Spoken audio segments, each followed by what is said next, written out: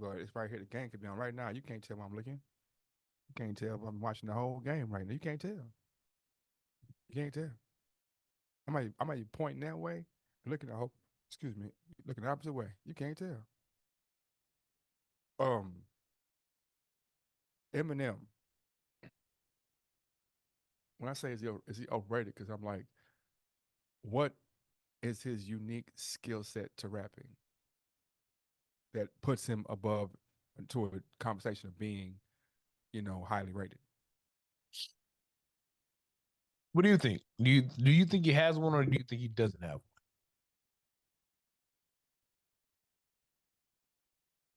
I'm searching for it. We talking about double entendres and metaphors. I mean, yeah, he has those, but does Eminem rap better than Lil Wayne? But then I understand that music is art and art is music, and it's a lot of interpretation that takes place when you're talking about art. So I know some of it's interpretation, but I'm saying like if we're going technical, because you can't have a technical aspect to art, uh his multi-syllabic rhyme schemes, are they more complex than a R.A. the Rugged Man? Are they more complex than a Royce Nine? Are they more complex than a Ransom? I feel like one of the strong points, or one of the pushers of the culture, because like everybody can rap. When you're talking about everybody can? rappers, No, no, we're everybody. talking about rappers. You're talking about rappers. We're talking about rappers, not hustlers, not entertainers. When we talking about rappers, like Method Man, like Eminem, like Redman, like Scarface, like Ice Cube. We're talking about rappers, not entertainers like Lil Nas X, not entertainers like 6ix9ine, but rappers, not entertainers like Applies or Master P, a hustler who's using rap as his vehicle. I'm talking about rappers. It's like actors. You have certain actors that are just you finna. Anthony Johnson wasn't gonna never give you no deep, insightful role, but he will give you a great side role. You know what I'm saying? Excuse me. There's several actors, in my humble opinion, that there'll always be actors because they don't have range in their acting. They're not artistically strong. They fit a mold, and they fill the mold well.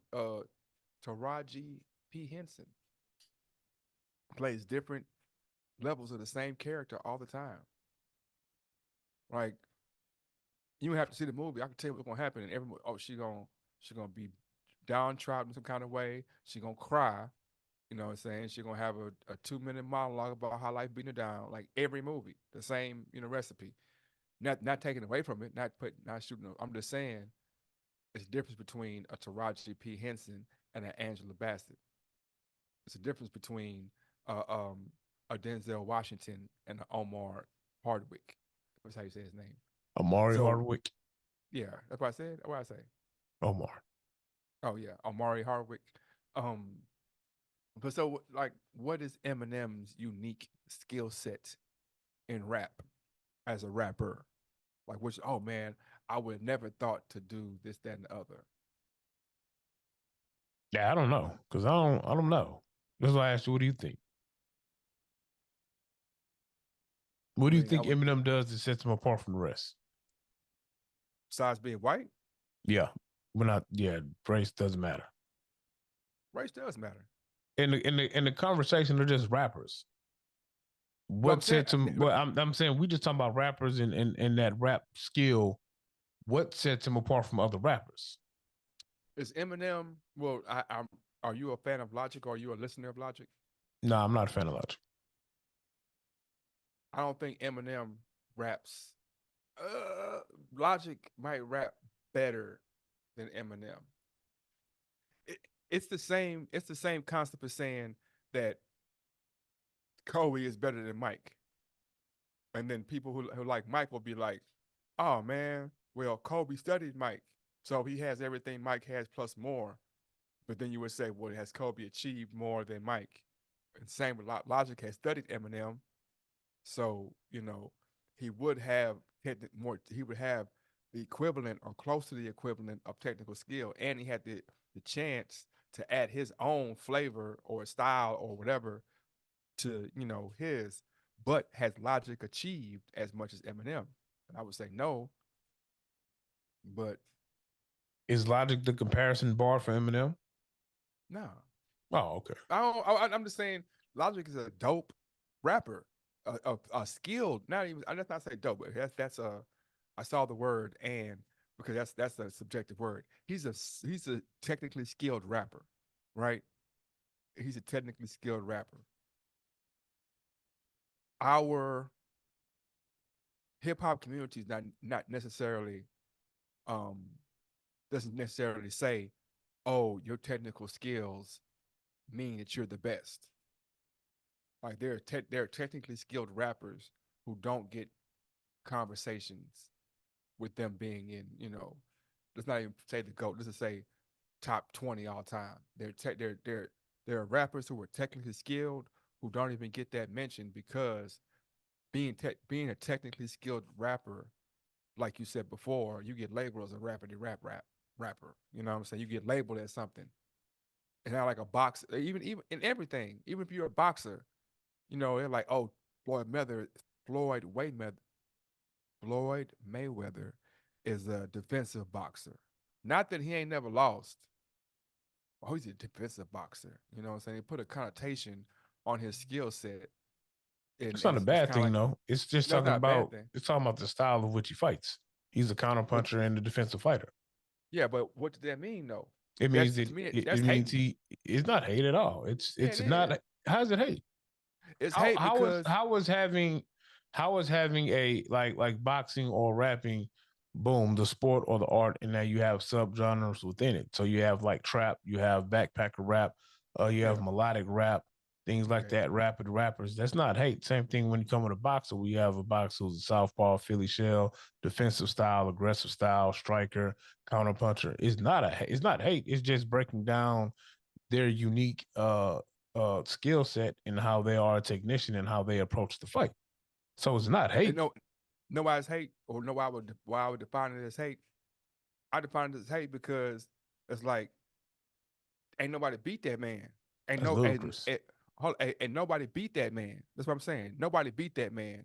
So when I describe his boxing style, I have to say that he ain't got the first thing I gotta say is he ain't got beat. Because if I describe his boxing style first, I'm putting a star by his name. I'm not. Well, I mean, inadvertently, I'm saying, oh, he's a defensive boxer, as if that doesn't make him like he don't have power or like he doesn't knock people out It or has nothing to like do with it. exactly. So I'm why would it saying like what you're why does it saying even has not matter? what you're saying has nothing to do with it. Why would I put that stamp on somebody? Why does it matter if I'm a rapidy rapper or a defensive boxer if my flows are immaculate, if my boxing is immaculate? It's the same Why does thing that if you have an elusive running back or power back or receiving back. You're still a running back. It's just different styles of how you're playing the position. It's not a yeah. knock. It's not anything negative at all. When you talk about Floyd Mayweather and his style of boxing, you'll say he's a defensive counterpunching boxer. It's not uh, uh eliminating the fact that he has knockout power. It's not eliminating Yeah. the fact that he has the probably the best hand speed in the game. All of that is a compilation of what he does, but the base of his fighting style is a defensive fighter who you can't hit and a counter puncher. So it's like, and that's why he's undefeated. But So I'm saying you don't think so but in your answer when you said he got the best hands, maybe the quickest hands that we've seen in a while, or maybe however you want to rate his hands, like you think that him being a defensive boxer is bigger than his hand speed? no, because the hand speed plays into the defensive counter punching boxer. But I'm saying if he wasn't a defensive boxer and he just had that hand speed, would he be in the ranking of the top 10? You think of all time He with still just could that be hand speed? he still could be depending on whatever style he chooses to fight. If he chose not to be a defensive boxer, if he was an Yeah, aggressive shit, I don't know, combination thrower, whatever you would call it. I yeah, don't yeah, know. yeah. like a brawler. And You know what I'm talking about? that's what I'm So asking you. yeah, if he was just an aggressive brawler with the best hand speed in the game, Yeah, he still can be the greatest of top 10. and exactly. Now we're on the same page. So I'm not saying that you're hating. I'm just saying that as great as some of these people are, and as many as skilled as they are, the way people describe them, it has to. They're not. They're saying it for a reason, not because I'm describing his style. Because saying he's a defensive fighter, if I'm if I'm reading a list, or if I'm reading a play sheet of, okay, well, Floyd Mayweather, blah blah blah. What about him? And they say, oh, he's a defensive fighter. And I like, hold up, man, this man got 30 something knockouts, He right? don't though. No, So he doesn't. how many knockouts he got? I don't know. It's not 30 some knockouts. You Floyd don't think I? Floyd is historically technically beats the shit out of you. I don't think he has 30 knockouts. You don't think he had 30 knockouts? I'm not sure if Floyd Mayweather has 30 knockouts. I could be Let's check wrong, and see. Let's but check and I'm not see. sure. That's a quick one to know. That's quick one. It's easy. How many knockouts does Floyd Mayweather have?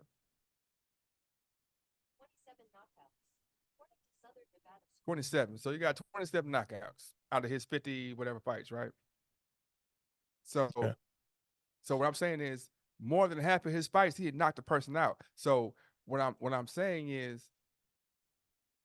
if I then in turn look at this evidence saying that he'll knock you out, me saying that he's a defensive fighter would insinuate that he's not an aggressive fighter, because if you're thinking Not at he's all. defensive, Not at all. Not at all. how many defensive fighters you know are aggressive? Just because you're a defensive fighter doesn't mean you're not aggressive. Doesn't mean you don't push the pace. Then why wouldn't I say he pushed the pace Mike then? Tyson was a defensive fighter. I disagree. Mike Tyson was a defensive fighter. In his prime, you couldn't hit him. He was quick, but he wasn't defensive. That's a part of defense. Just because someone says you're a defensive fighter doesn't mean you sit there in your stance and block punches all day. I'm Half the just time, saying Floyd is fighting with his hands down. I wouldn't go that far, but I'm saying I would say that Well, you won't go as far as what? I wouldn't go as far as say half the time he's fighting with his hands down. I'm saying that Do you watch the fights and study the fights? I watch boxing. I yes, literally watch and study boxing. yeah, and he That's his that's a part of Floyd's. That's a part of Floyd's defense. The shoulder roll, his speed. You don't know when he's gonna strike, when he's gonna strike. Once he figures you out and he's faster than you, he toys with people, bro. Same thing with yeah, Roy but Jones. Same thing with Roy Jones Jr. They were so fast and so defensive. They toyed with people, bro. You couldn't hit them. When he fought Canelo, bro, Canelo couldn't even hit him, bro. Canelo couldn't hit Floyd. Half the time, Floyd had his hands down. It was playing with this dude, and he couldn't hit him. I'm gonna assume that when you're saying I'm gonna roll with you, because I feel like when you're saying half the time he has his hands down, you're adding a little bit of journalistic, spice on it, because from my very untrained perspective of boxing, one of the things that Floyd is famous for is for his shoulder roll. I just said that And like 3 minutes ago. when you say anything about shoulder roll, I literally shoulder roll just came out of my mouth. when? Pause. Like not even a minute ago. Oh, well, I didn't hear it. But anyway, his shoulder roll comes from the defensive stance where he has his gloves up. So I don't. Anyway, back to back. It's a backhanded compliment to You me, got it. but Okay. because I see. I'm not saying you should. I'm just saying I'm not talking about you. I'm just talking about people say it. No, no, no. It I know. I know. because it's like, why are you trying to define me by one part of my game when I've shown you I'm knocking dudes out, bro. I'm fighting dudes. You bring a dude in here that brawls, I knock him out. You bring a dude in here that can box, I knock him out. You do like more than half of my fights have been knockouts. Not no, I'm scoring points on you. I'm knocking you out. So even if I do have a defensive angle in my boxing, to say I'm a defensive boxer, that really that's like saying all Steph Curry do is shoot threes. Like, no, he got a handle. He got other things in his game. That's the most potent part of his game. But saying all he do is shoot threes, or he's a glorified 3-point shooter, that would be an insult to the entirety of his game. Gotcha. It's like a rudimentary take, and that goes speaks on to like when we're talking about any type of sport or any type of art. How many times are people talking of from how they feel about it, or they really like, hey, I really f with boxing, or I really mess with basketball, I really mess with football, and this is yeah, because there's less people in the world that deep dive into a certain subject to the point where they can give a fair, unbiased, educated opinion. Because we see it all the time. Like we see people every year, like, yeah, man, the Cowboys going to the Super Bowl, man. Cowboys going to the Super Bowl. Cowboys, this is our year. You know what I'm saying? It's not one person or 10 people. It's a whole Cowboys nation to the But point where they got it's the fandom, bug. Is loyalty to the team. They just want their team to do good. So they see some shit on paper. They see preseason look good, and they're like, "Oh yeah, we this our year. We're going to Super Bowl." They just fans, bro. They fans of the team. They want the team to do good. that's what They're I'm not. saying. They're not looking up and down the roster to see who got drafted where and what talent is this and what talent is that. Some of them are casual fans of the team. They're on the train. They're on the bandwagon and they're invested in the team winning. Yeah, but They're I not mean, invested in football stats 24/7. yeah, but and what I'm saying is that makes sense. But I'm also saying that that's not an unbiased opinion. And you It's can be a not. fan of something. You can be a fan of something and still have an unbiased. I'm a fan of the Texans. Do I think the Texans are going to win the Super Bowl next year? That would be a stretch. Do they like most other fan bases look at their teams and be like, okay, we're building towards this, and then get to a crescendo point where like, okay, we got all the pieces in place. This is the year, right? Whereas certain fan bases would be like, oh man, this the year, this the year, but the moves you made and the what you are presenting on the field, like, no, how you going that's not you you don't have the the team coaching, nothing that would suggest that this would be the year. You're just talking out of the fandom, you know, and that is the knock on the Cowboy fan. Like I said, every year it's like, oh, we going to championship. Like, bruh, you haven't changed much from last year. You had the same people in the key positions who had the same failures the last 9 years, 10 years, 25 years. Why would you think you're going to the championship? You didn't change any key positions. They talk about Cam all the time. Like he ain't jump on the Super Bowl. He ain't jump on the ball in the Super Bowl. He ain't jump on the ball in the Super Bowl. Tony Romo fumbled a kick, after a point after kick with no pressure. Like that's the ultimate. Like, bro, this is what they send in the backup quarterback do that most of the time. He fumbled, but that's not the stigma. That's not the label on him as a choker. Like, oh man, the Cowboys, it was this, that, and the other. It was the catch. It was this, that, and the other, bro. And Dak, they all have the same trait. They fumble and they proverbially fumble the bag every year. Somebody, somewhere, whether it be the defense, whether it be the offense, whether it be a quarterback, whether it be a running back, whether every year in key positions they fumble, but it's not out the blue. You saw it coming because they ain't they this is their mo. Hey, you got beef with a Cowboys fan or something, bro? I ain't got beef with nobody. I'm just asking. It's like the fourth tangent you went off on the Cowboys, bro. Like, I mean, it's just that's just, but yeah, like what's your it's beef not. with the Cowboys, man? Why I gotta have a beef to be honest? I'm just saying, is this like your fourth tangent you went off on Cowboys? That's not a tangent. I'm just giving an example of the Cowboys is one example. It's other examples in sports, but once again, what I was saying is the other fan bases don't do it like let's say 49er fans. They have hopes to win year in year out, year in and year out, but they don't.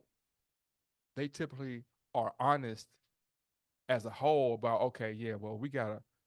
We got a third string quarterback, so we understand we're playing with borrowed money, or we're playing with house money right now. This wasn't even in the plans. We had a whole other dude. We thought we were gonna do it. Okay, he's doing well. We got a chance. Purdy doesn't win. It's like, man, we got a good. They have a very they have a reasonable thought to be optimistic about the future.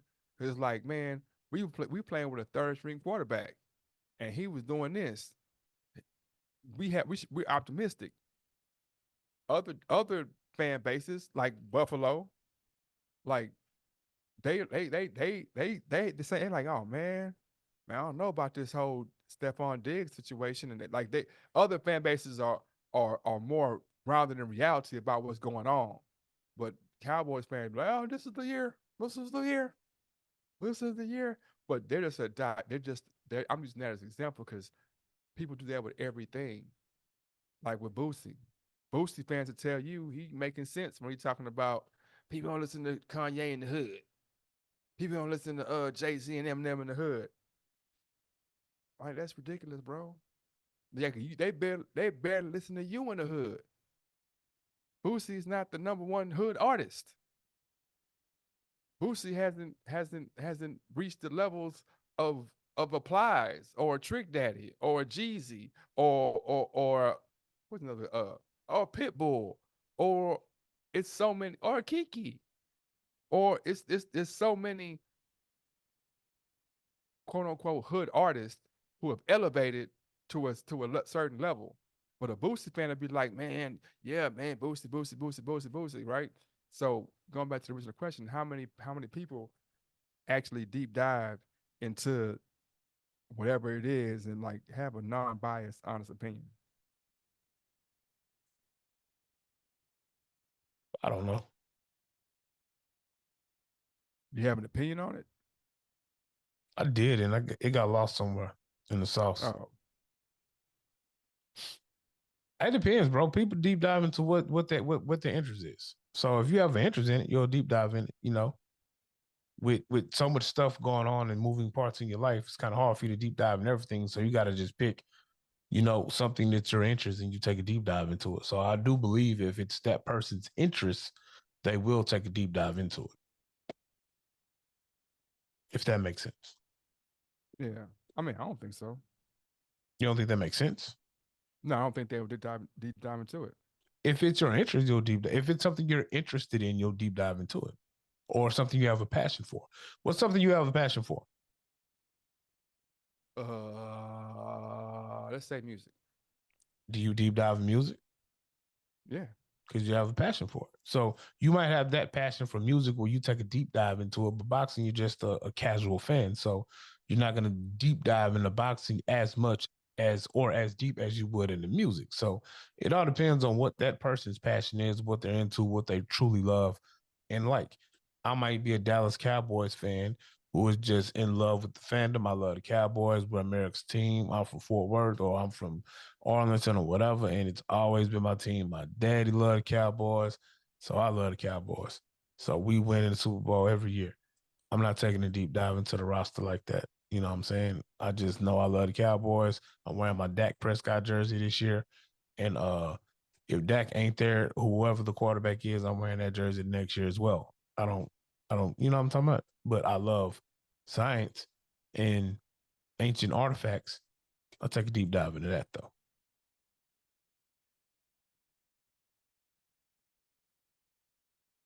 well, my question was, how many people do you think deep dive into things that they're passionate about? And there are people who are passionate about the Cowboys who couldn't tell you about their roster 5 years ago. The They're not people who passionate deep about the Cowboys. They're just passionate about the fandom of the Cowboys. It's a difference. there are people who are passionate about music, and you'd be like, oh yeah, this, that, and the so and so. Like, oh man, you know that. But I guess people show their passion. I guess the ultimate thing is people show their passion in different ways. But Passion has where is the levels too, though, bud. yeah? Well, I mean, they show in different ways. I might be passionate about the Cowboys, and like you say, I might like the gear. I might be passionate about the Cowboys and like the GM. I might be passionate and like it's different way. I agree with you. It's different ways to show your passion, But I'm saying, where's the intersect between the passion and reality? Because being passionate about something does doesn't necessarily mean I'm gonna be delusional about it. Like I could be passionate about something and not be delusional about it. I can love Kanye and still be like, yeah, he tripped out with this conversation, or be It's like, oh, when it comes to sports and fandom, like how much energy do you really need to give it if it's just a Sunday thing that you watch? I love the Texans. I watch them on Sundays. I know some people on the roster. I invest enough to go to a couple of games, but it's entertainment. yeah, So I ain't really got to take that deep of a dive in entertainment, especially if I want to feed my mind and my knowledge on other things. I'm not going to spend, you know, hours digging in the proverbial crates of the Texans when I have more important things that I'm focused on. It's my fandom. I like the Texans. I love the gear. I like CJ Stroud. I like Tank Dell. So, I like D'Amico Ryans. So yeah, it's our year. We win in the Super Bowl next year. We made it to the playoffs. We're gonna go deeper next season and we could make that Super Bowl run. That's my fandom. so you're saying fandom is fandom is delusional, and fandom is delusional, and that's what I'm asking you. Where is the intersection between? Where is the intersect or the? Where is the space between delusional and rational? We're Uh both Texas. when you're not doing when as long as you're doing rational shit within your fandom. Saying I'm going to Super Bowl every year, that's not rational. It's rational for me. Oh shit, we might go to Super Bowl this year. We got the talent to go. We got a top 10 quarterback. We got a top tier new coach. We got a top 15 defense. We got a top 15 offense. Why can we not have Super Bowl aspirations? Especially when I'm watching ESPN and the experts are telling me, hey, the Houston Texans are on a Super Bowl hunt. You know what I'm saying? Top 10, these top 10 teams can make it to the Super Bowl this year. Texas are number 10. Why would I not say Mm, this all year?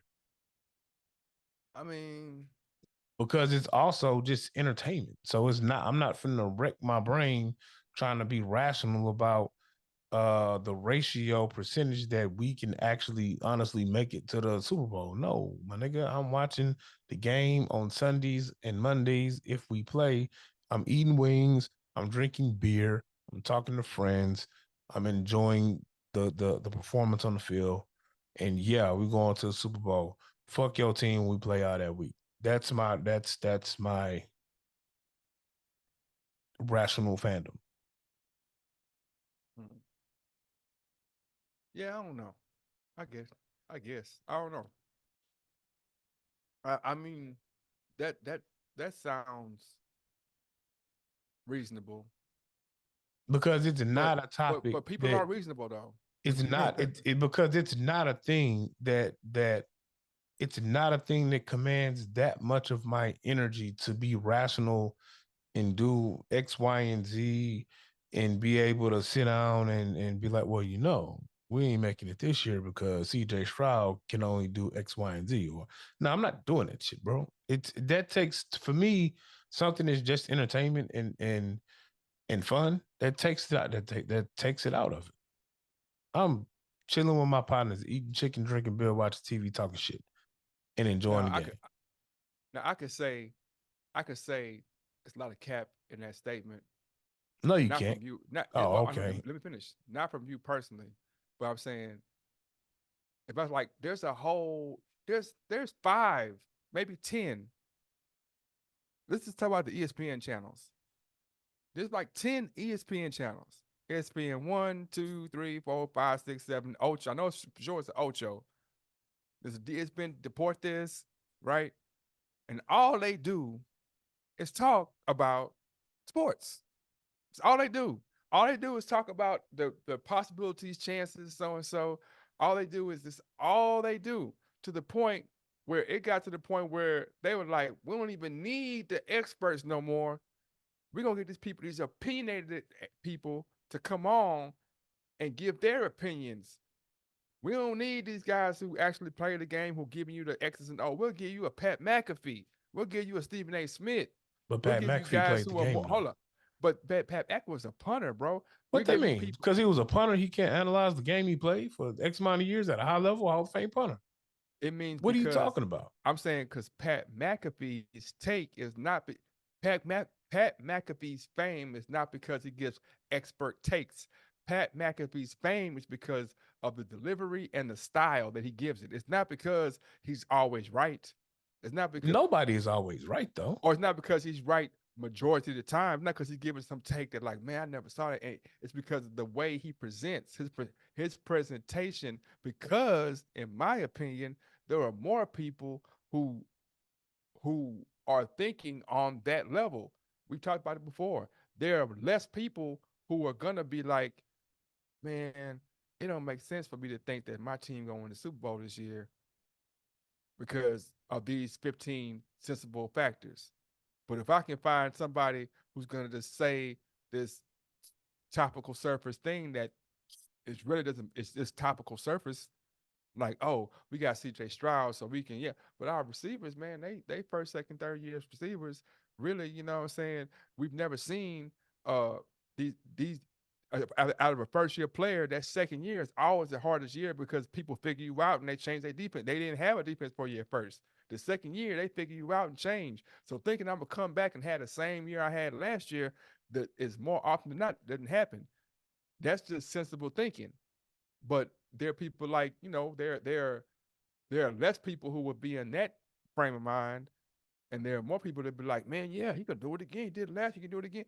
I'm just saying, I'm asking the question, where is the intersection of those two people? Is it closer to the novice fan, or is it closer to the, like, where is it at? Where is it at? I don't know how to word it any better. I know I need to, but there has to be a space with the novice fan and the fan who has, I don't know, who the fan who digs deeper than, you know, I watch on Sundays. And the reason why I say there has to be a space because DSPN runs 24/7, 7 days a week I think on. that space is gonna be the difference between those two people are someone who gets paid to do it versus someone who doesn't. Or maybe that space is in between the people who are uh engulfed in fantasy football. So your fantasy football guy know more about individual players. So maybe they'll have a more, as you quote say, rational thought process of the production of their team because they're just studying for fantasy football. I don't know. I mean, I know they got sports shows on all day. I just assume they have sports shows on all day for people like me who just sit up at work with the TV on and I'm slightly entertained from time to time in between tasks. I don't know. It's entertainment. So I don't know. Yeah, there's a big I mean, we're at a crossroads. This is less, this is not just a sports thing. This is like a uh-oh. Uh-oh. It's Thank you. about to go down. It's about to go down. I see I see some stuff popping up, cruising. No, but I mean, this conversation bleeds into the same thing. We're at a crossroads, and you say I talk about it a lot, but it's because history repeats itself, bro. So saying it on Monday and saying it on Wednesday and saying it in 2 years, history repeats itself. We're at a point right now where information is at a premium. Anywhere you go, you can get a hold of information. Information, like I can go on my phone, like just now uh you said, oh, he's not Mayweather, blah blah blah. I'm like, okay, well, I'm not. I don't know either. Let's check it. We can go right now and say Mayweather done had 27 knockouts out of his 57 fights. That's more than half his knockouts. So when you say defensive fighter, I'm like, hold up, bro. Defensive fighters, by the term, are not usually knockout artists. They're usually they That's not they true. point getters. But that's not true. Okay, name me five defensive boxers. Roy Jones, Floyd Mayweather, Mike Get out of Tyson. here, bro. Roy Roy Jones Jones was won a defense. defensive fighter. You can hit the That wasn't okay. his. That You're wasn't his right. strong You got point. it. You're right. You're right. And I'm Right. asking you, so you telling me, so hold on. I don't See, want to argue about just it, saying, bro. it's not I don't about want to argue. arguing. I'm just asking I you a don't question, bro. because it don't matter what I say, bro. It don't matter what I say. You're gonna have the opinion that you have versus the opinion I have. So that's cool, But bro. nigga, you just making up shit, nigga. Who has ever First off, said, time man? out. Whoa, Hold up, whoa, hold hey, up. time, whoa, time Let, out, time out. Oh, hey, whoa, take it down, now, bro. We ain't doing all that. nah, I ain't making but up nothing, bro. this is what I'm saying. This is what I'm saying. This is what I'm No, saying. I'm no, asking a but see, question. that's what I'm saying. When I give my point and then I give my point, then you gonna tell me I'm tripping, I'm making up shit. I'm not making up nothing, bro. It's my vantage point or view about it versus yours. I'm not sitting there telling you making up shit and you sound dumb. I'm listening to what you I got to didn't say and say I'm nothing like, about cool. sounding dumb, bro. You Nah, said nigga, that. you said you making up shit. I'm like, cool. I don't want to argue about it. But we got to But guess I'm what's asking you going a question. down. I'm asking you a Who's our question. guest, Before we bro? go any further, hold up. Before Now we go let's any talk to further, our guest, bro. can I ask you a question, bro? Let's talk to our Can I ask you a guest, man. question? We got a guest on the screen, man. But this is it's. We can't be Let feuding me with work. a guest. We can't be feuding with a guest on the screen, man. Okay. We beat Here that we go. Here we topic go. to death for 30 All right, here we minutes, go. man. We got a guest, man. We got to guess. Have you ever heard of guess? Have you ever heard of Roy Jones being a defensive back? Have you ever? That's what you think about Roy I Jones can't being lie. I wasn't into boxing like this, so I don't really know. perfect. So, like I was saying before, okay, like I was saying, we're at a point right now where information is at a premium, right? And so Uh-huh. this bleeds into everything we do. It's not just like it's not just oh well blah, blah, blah, blah. It bleeds into everything. It inadvertently turns everybody into an expert, turns everybody's opinion into something like there was a time 20 years ago if I didn't like what was at the restaurant, I just told my friends or I told my people I know. Now because information is at a premium, I go, man, I ain't like the restaurant, and I posted on my Facebook page, on my Instagram page. Now after that, all of a sudden, it permeates and it's in information, and somebody who's never been to the restaurant, oh, I ain't going there because I saw that they ain't like the restaurant, right? This is not just this is for music, this is for everything. So, um, in the space that we're at, speaking to the the music industry because we're moving on to talk about Dope Deb. How are you guys navigating that space of the information highway and putting your music out there? Man, that's interesting. It's kind of complicated because number one, I feel like R&B is not that big right now. So a lot of people don't want to hear it, but I'll be on. Let's just let them hear it. Just send it out to everybody. If they like it, they like it. They don't, they don't like it. Mm-hmm. And you gonna have people that's not gonna like, even like on her EP. It's 9 songs. I feel like it's not gonna be too many people that like every 9 songs. So I Mm-hmm. I tell it, I feel like a song is for everybody. They'll love this one but hate this one. So I feel like trying to just get it out there is you just gotta get it out there. Like when you were saying about the restaurant, for me, if I see a bad review, that's not gonna stop me from going. It just give me a heads up on what to expect. Mm-hmm. Cause somebody might say the service was bad. And why the service was bad? Because they took all day. So I know if I'm gonna go here, it's probably gonna take 30 minutes for me to get my food. But the food might be good as hell. Mm-hmm. So it just really, I feel like stuff like that is really on your mindset. You can't just because this person didn't like it, I mean it's gonna be bad for you.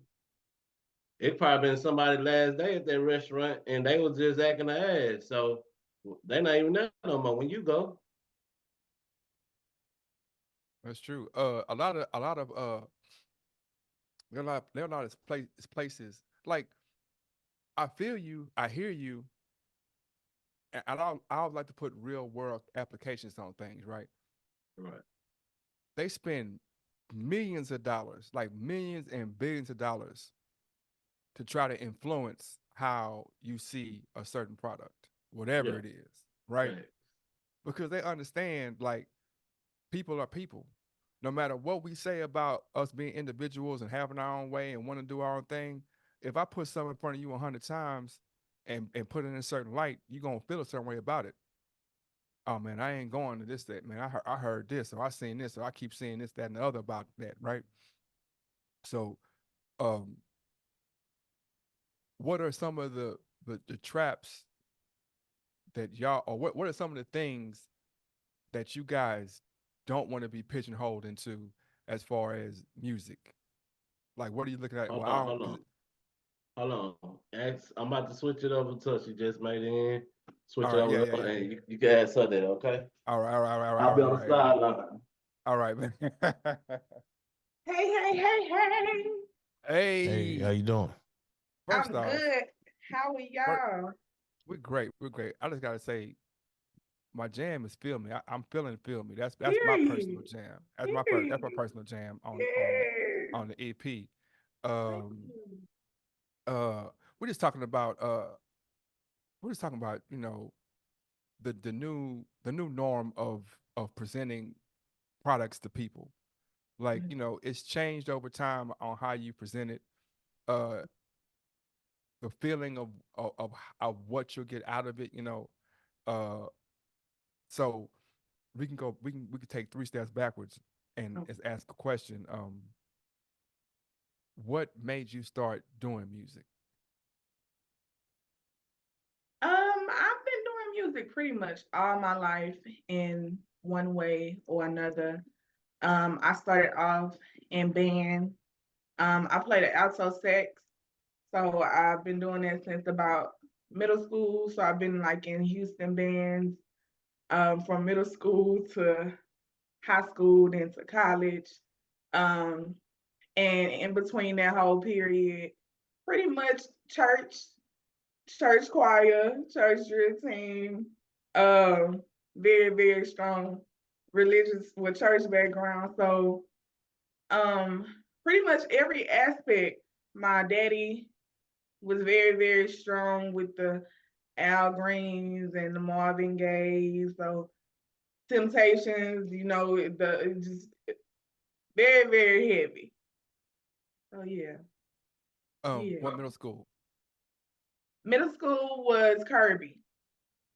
All Kirby. right, Kirby. Kirby Middle Okay. School on What high school? Northeast side. High school started off at Smiley, MB Okay. Smiley, then went to North Forest by the time I graduated. Okay. Okay. North side. I ain't gonna hate too much. You know what I'm saying? Yeah, I no. ain't gonna I ain't gonna throw too many slugs at the north side. Okay, We okay. we beat Smiley when I went to Sam Houston, so we beat Smiley. Oh, You know what okay, I'm saying? okay. I Okay, you remember ain't too far though. yeah, I remember the gym was like the lighting was horrible. And I'm like, man, this is the worst. It's like yellow in here. Listen, we was trying to make it. We was trying to make it, trying to figure out Um, a way. for those who don't know, we're talking with the great Dope Deb. Oh, Uh, great. yeah, man, it's great, but we all great, man. We all great in some type of way. It just Yeah, matters of if we understand what our greatness is. Um, yeah. Dope Deb, tell us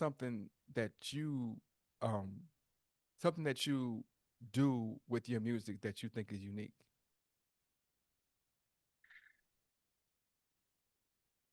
I feel like my whole style of music is kind of like unique to this day. Um, I feel like I'm just when I go in the studio, it's just I have my lyrics and it's really just the feeling.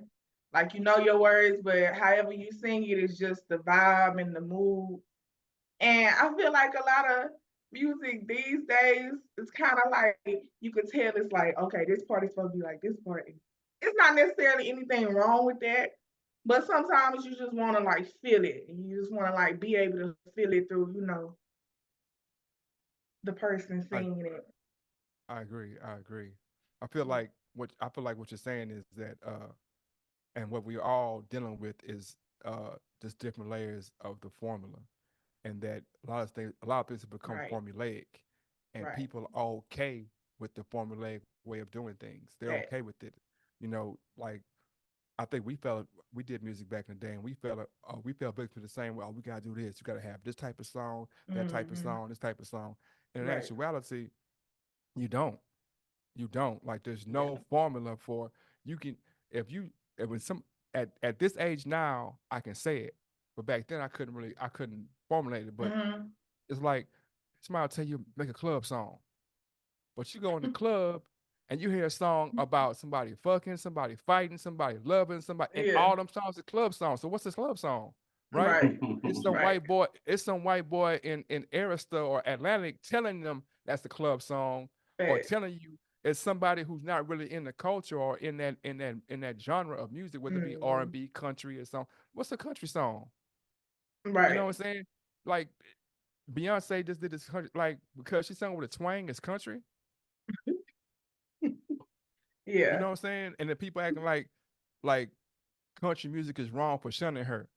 Like how many Fact. white Fact. boys have we done shunned for doing rap? How many non-whites have we shunned for doing R&B? Mm-hmm. Because they're not a part of the culture and they haven't shown a history of being down with us. We think it's a money grab. The same way they think it's Mm-hmm. a money grab. You know what I mean? But not to go off on a tangent, but No, no, no. we've got I'm listening. we've got so accustomed to the we got so accustomed to the formula. Oh, you Mhm. do this, that, and this happens. You do this, that, and this Right. happens. And that's not how art has ever worked at any point in the history of Right. mankind. It's Right. always been an inspiration that came out. And Mm-hmm. so when you start following those formulas, you're gonna always find yourself at the crossroads Yes. fighting with, Yes. Yes. Just label. like it's I mean, the formula that could go like across the board on as far as like promoting with the algorithms and the correct hashtags and all that type of shit. That it get a lot. But I mean, I really like now at this point, I'm trying to like keep drilling in my mind, like enjoy the process, enjoy the process, enjoy the process, because you can get caught up in the list of, with the finance. It's expensive.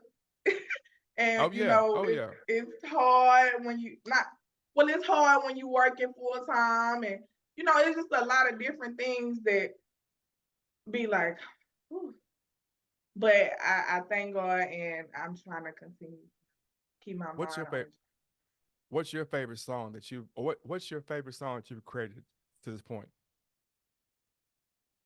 it's gonna have to be it. It really depends on the mood, but for the most part, it's always gonna be out of Paper Hearts and BBB. I like BBB Those too. I are like like that too. my Yeah, yeah, I yeah, like that one like too. yeah, I liked it because it's in your face. The elephant in the room, of course, is that yeah, there is a stigmatism with all entertainment that about how you should yes, look and how you should get down, right?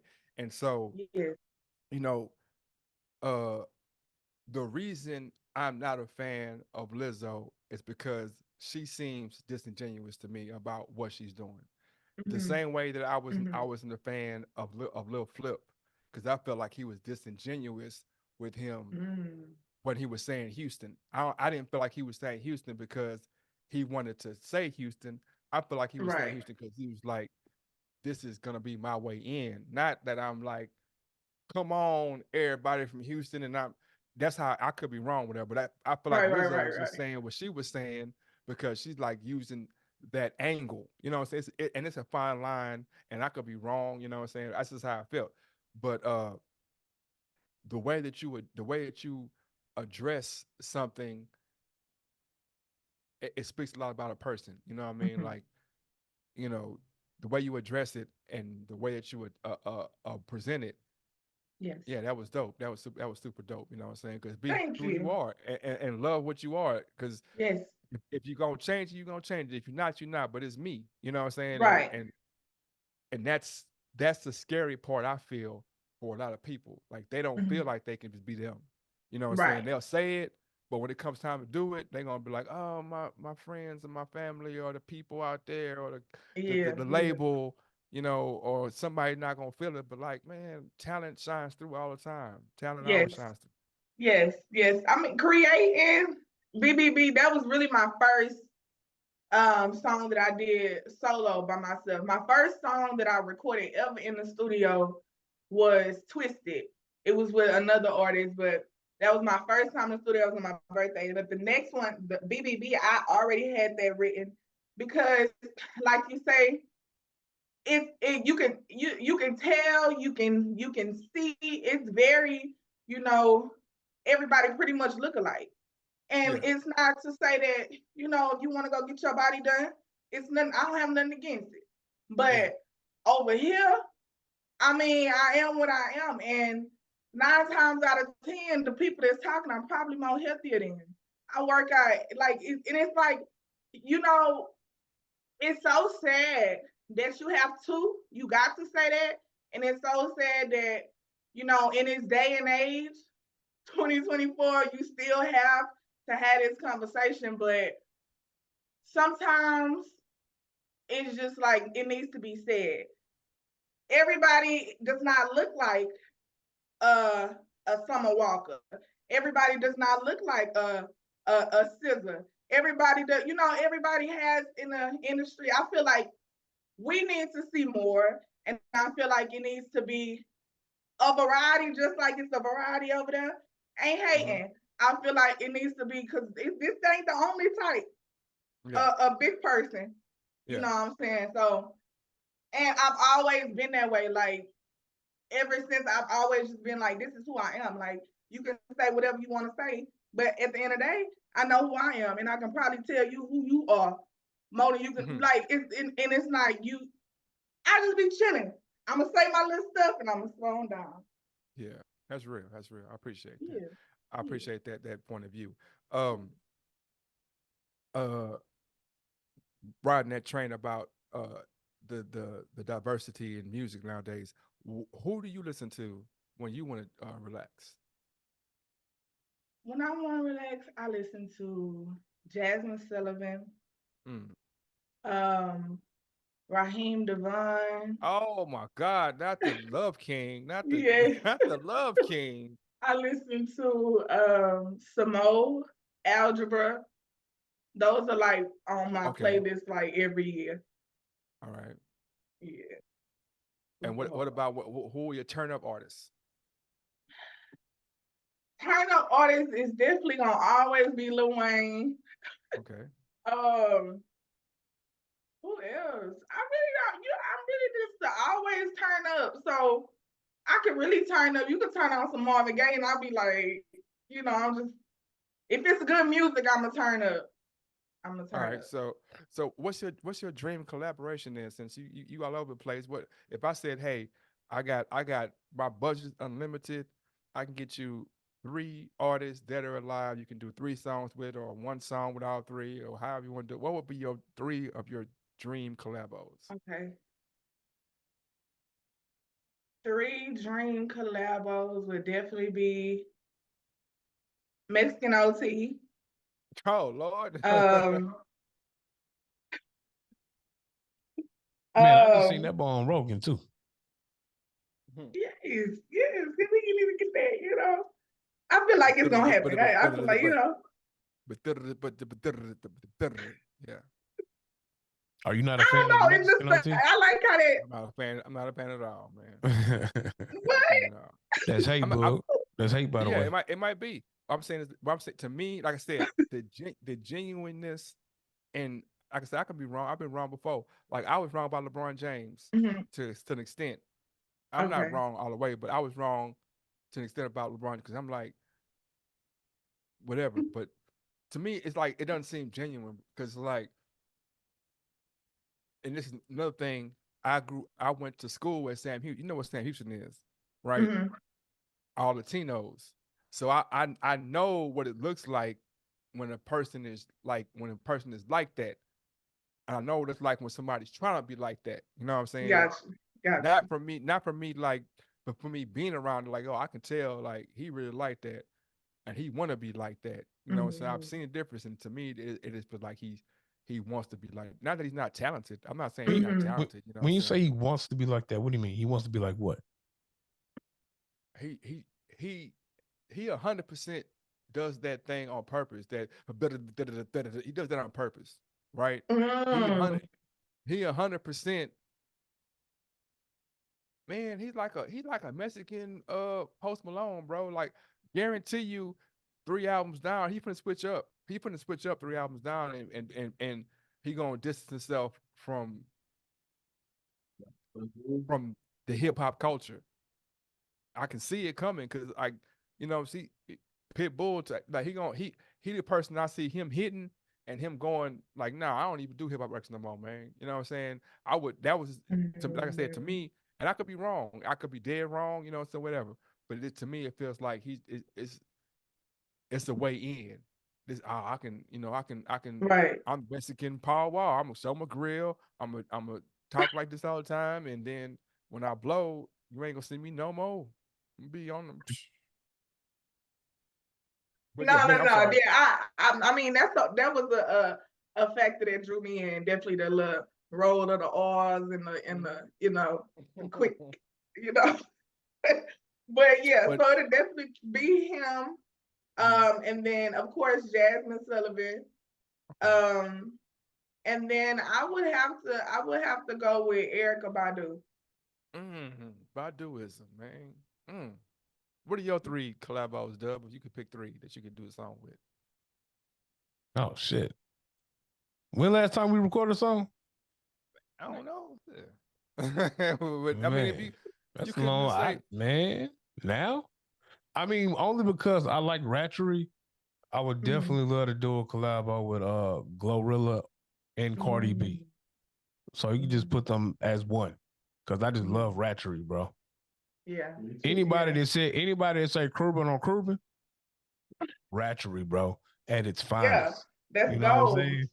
That's So gold. We just gonna uh uh put you on. if you can rhyme one bitch, two bitch, old bitch, new bitch. Yeah. Yeah. So definitely Glorilla and Cardi. Outside of that, man, at this point, I would let her do a collab with Griselda. So Conway, Benny, you know what I'm talking about, West Side. I let her do a collab with them. And then like the third one, I don't know. It's a toss up between like Tory Lanez and Joe Budden. Mm. I just want to say that I just want to say that that's the most toxic mix of people I've ever heard in my life. I'm a toxic nigga though. You know I That's what I'm love saying. Ratchery, bro. All right, all right. So Oh. okay, so mine would be how, okay. I'm gonna go with it live. I'm gonna go with live. I would go Stevie Wonder, Mm. Kanye West, and probably Lauryn Hill. That's a good Oh, mix. That's a good mix. Probably go. And the reason why I picked them 3 is because I don't think it would be strapped to it. It wouldn't be genres with strapped. It could be like, let's say if it's me and Lauren Hill messing around and it be me trying to sing and her rapping, or if it's me and Kanye West, it could be anything. If it was Right. me and Stevie Wonder, like that could be jazz, hip hop, rock and roll. You know what I'm saying? and I you I Yeah. would really and what's your list again, book? Kanye, Stevie Wonder, Stevie, Kanye, and Lauren Hill. See, I also yeah. tried to make sure I put my talent level within the list that I could be able to hold my own. And I don't believe that you hopping on a track with Stevie Wonder or Kanye West or Lauren Hill, I don't think you're Well, see, gonna I could. make You the think I keep cut. up with? No, you I can't, think I could. nigga. Why not? Okay, well, that's No, how you feel. Stevie Wonder. What are you gonna do with Stevie Wonder? Right. So watch this. This is what I think. I feel like I feel like if 2 people who are able to create ideas could sit in the Mhm. room, anything is possible, bro. So if you feel like I don't have the physical talent to what's call it, but we're talking about some creatives. We're I'm talking not about knocking your ideas talent. makers. I'm not saying that No, you're I'm not not a saying that. talented guy. No, I'm just saying that. I'm just saying that I don't know what you would do on a track. You know what? You could surprise me. You could actually be great on a track with Stevie Wonder. Right. Yeah. You You probably probably could kill write it. no, he wouldn't kill it. You probably could write a fire The verse hater. for That's Kanye. that's hate right there. That's It was hate. hate, bro. You probably could Look, write a fire verse for Kanye. You know what I'm talking about? But you mean then right he'll versus probably have Kanye? consequence come rewrite it. And That's hate. Yeah. uh That's hate. That's hate. that was hate too. And Lauren Hill, no, bro, there's nothing you can do on a song outside of admiring the great Lauryn Hill, bro. Cause she not, but you know what? Y'all will work out because she ain't gonna be on time and you ain't gonna be on time. So Oh yeah. So watch this. Pull Watch up at this. the same time. Like I said. I'm just joking with you, Bug. That's Yeah, all. I know. But it's wild though, cause like, Bug getting serious. watch this. Watch this. Dr. Dre make music, bro. Dr. Dre is a Dr. Dre dope had genius. What are you talking He about? do he make can't rap music. for shit. He can't rap for shit, my dude. That's what He ain't Eminem never and wrote a Snoop is verse. for. I know. That's what Eminem, Snoop, Ice Cube. That's what they for. That's what But Exhibit was for. everybody is for. That's what Diddy. Oh, so you gonna hop on a track with Stevie, but you gonna get Stevie to write the verse for you? No, Okay, I got you. I got no. you. What I'm saying is that because like, and this is one of the things that our community does. This Oh, is here not we talking about go. you. I'm just the truth though. Like I ain't no liar, bro. These jokes, we ain't got to be serious about the community today, You know, man. no, listen what I'm saying. It's jokes. Man, we It's ain't got to be jokes. serious with the community today, man. It's jokes. But what I'm saying is, like, we got Lil Boosie right now the Boosie talking badass. about Lil Boosie, The Boosie badass. Yeah. talking Yeah. about Kanye West, Eminem, and Jay-Z. What he said? And you have we have a myriad of people who like, yeah, man, he right. What'd he say? Right. He said that don't nobody bump Ye, Jay-Z, and M in the hood. They He say they he play got the Jay-Z in the hood. hood. They play all that shit in the And hood. Like, Kanye. all God, that. They Yeah, play all Jay-Z that. in the hood. they play all and not even being from the hood. If I wasn't from the hood, bro, that shit's on the Super Bowl, man. Everybody watching the Super Bowl. Mhm. Like, well, what I'm saying is, In what context Boosie- did he say it though? he said it like Boosie says it, man. He was trying to say that he got the hood. And But he, you know, to shoot him a little bit of bell, them Louisiana niggas were historically. They historically have said we didn't listen to Jay-Z in the hood, bro. We listen to they Wayne, we lying listen to their ass Tupac. off. I They lying their can't ass say they off. lying their ass off. You can't say that. Know how you can say it lying their ass off? Because You can can't go say on. that. Let me put it, you can go on Billboard. You can go on the Bush College and see where the sales come from, and see they got 5 million sales in Louisiana. They got 10 million sales. Like they just saying that because it's a connotation of like it's a fake hood thing that they try to pull up. What I'm This saying is that Billboard is accurate. you can go to all these Spotify sites. Like you think that Universal went and gave Cash Money all this money because they just liked them, or they thought that, man, they look at the numbers they're doing in their region. Look at their numbers. Look at their numbers. And so when Cash Money signs, what do they do with Atlantic? Cash Money puts Snoop Dogg and they put these other non-regional artists on the albums with Cash Money. So now we have a NBA young boy could say, if he says something about it, he has a foot to stand on because he's putting out albums every 2 weeks and doing 150, 200,000 sales. Boosie's barely making 10,000. I don't know if I've ever listened to it. I can't tell you one NBA YoungBoy song, bro. Yeah, but he moving them units. Y'all listen to NBA YoungBoy? I'm not saying he don't. My husband loves NBA YoungBoy. Man, what kind of music does he make? I've heard like the only true song I've listened to with NBA YoungBoy, it was him and the Migos. He got And I think I only listen to the song because it's a 50 Cent beat, and you can't go wrong with the song. But NBA YoungBoy, you go hard, bro. Yeah, he go hard. Yeah. He go hard. I think he since he a pain music artist. Exactly. That's all that's what, and that's a whole good conversation. But all these new rappers are pain rappers, right? And you can't lose with pain rap because teens and young people, that's what growing up. It's a struggle to grow up finding yourself. So they easily find an audience. They Kurt Cobains, bro. They Juice Worlds. That's all they are. They XXXTentacions. They pain rappers, and it's not hard to be. It's not hard to be like, oh man, it's. I'm trying to find my way. I'm trying to find my way too. Right. You know what I'm saying? And then they had it's super melodic. So it's not like like our generation. They're trying to, preach to us. They ain't trying to preach nothing. They trying to just let you know that you ain't alone. And I'm feeling the same way. You like, damn, I feel the same way too. And for the record, it's not hate to call them a pain rapper, even though they could have rapping skills. It could be just a great rapper, right? Oh no, no, no. I'm not saying. I'm Right, not it's just saying. that lyrics is more of like I'm Yeah. going through it, and the And beat you is can kind more of of put them in a different category of rap. Like they're rappers and they're great rappers, and mm-hmm. they would be fire Right. rappers, whether they were pain rappers, trap rappers, rappy rappers, backpack rappers, whatever. Not But necessarily. they No, no, no, no, excel. no, no, no, Let no, me no, no, finish. no. No, let me finish. I would But say no they, though. but they see. You'll say no to what, book? That they wouldn't be great rappers. Like they I wasn't wouldn't be talking about great a certain rappers. rapper. I'm just talking about rappers in the genre of rap, and they can rap. And even though they are a pain rapper, they could also maybe excel at lyricism or rapid rap. So they would be great in not NBA YoungBoy, but anyone could be great in those other categories. But we are saying that they are pain rappers, right?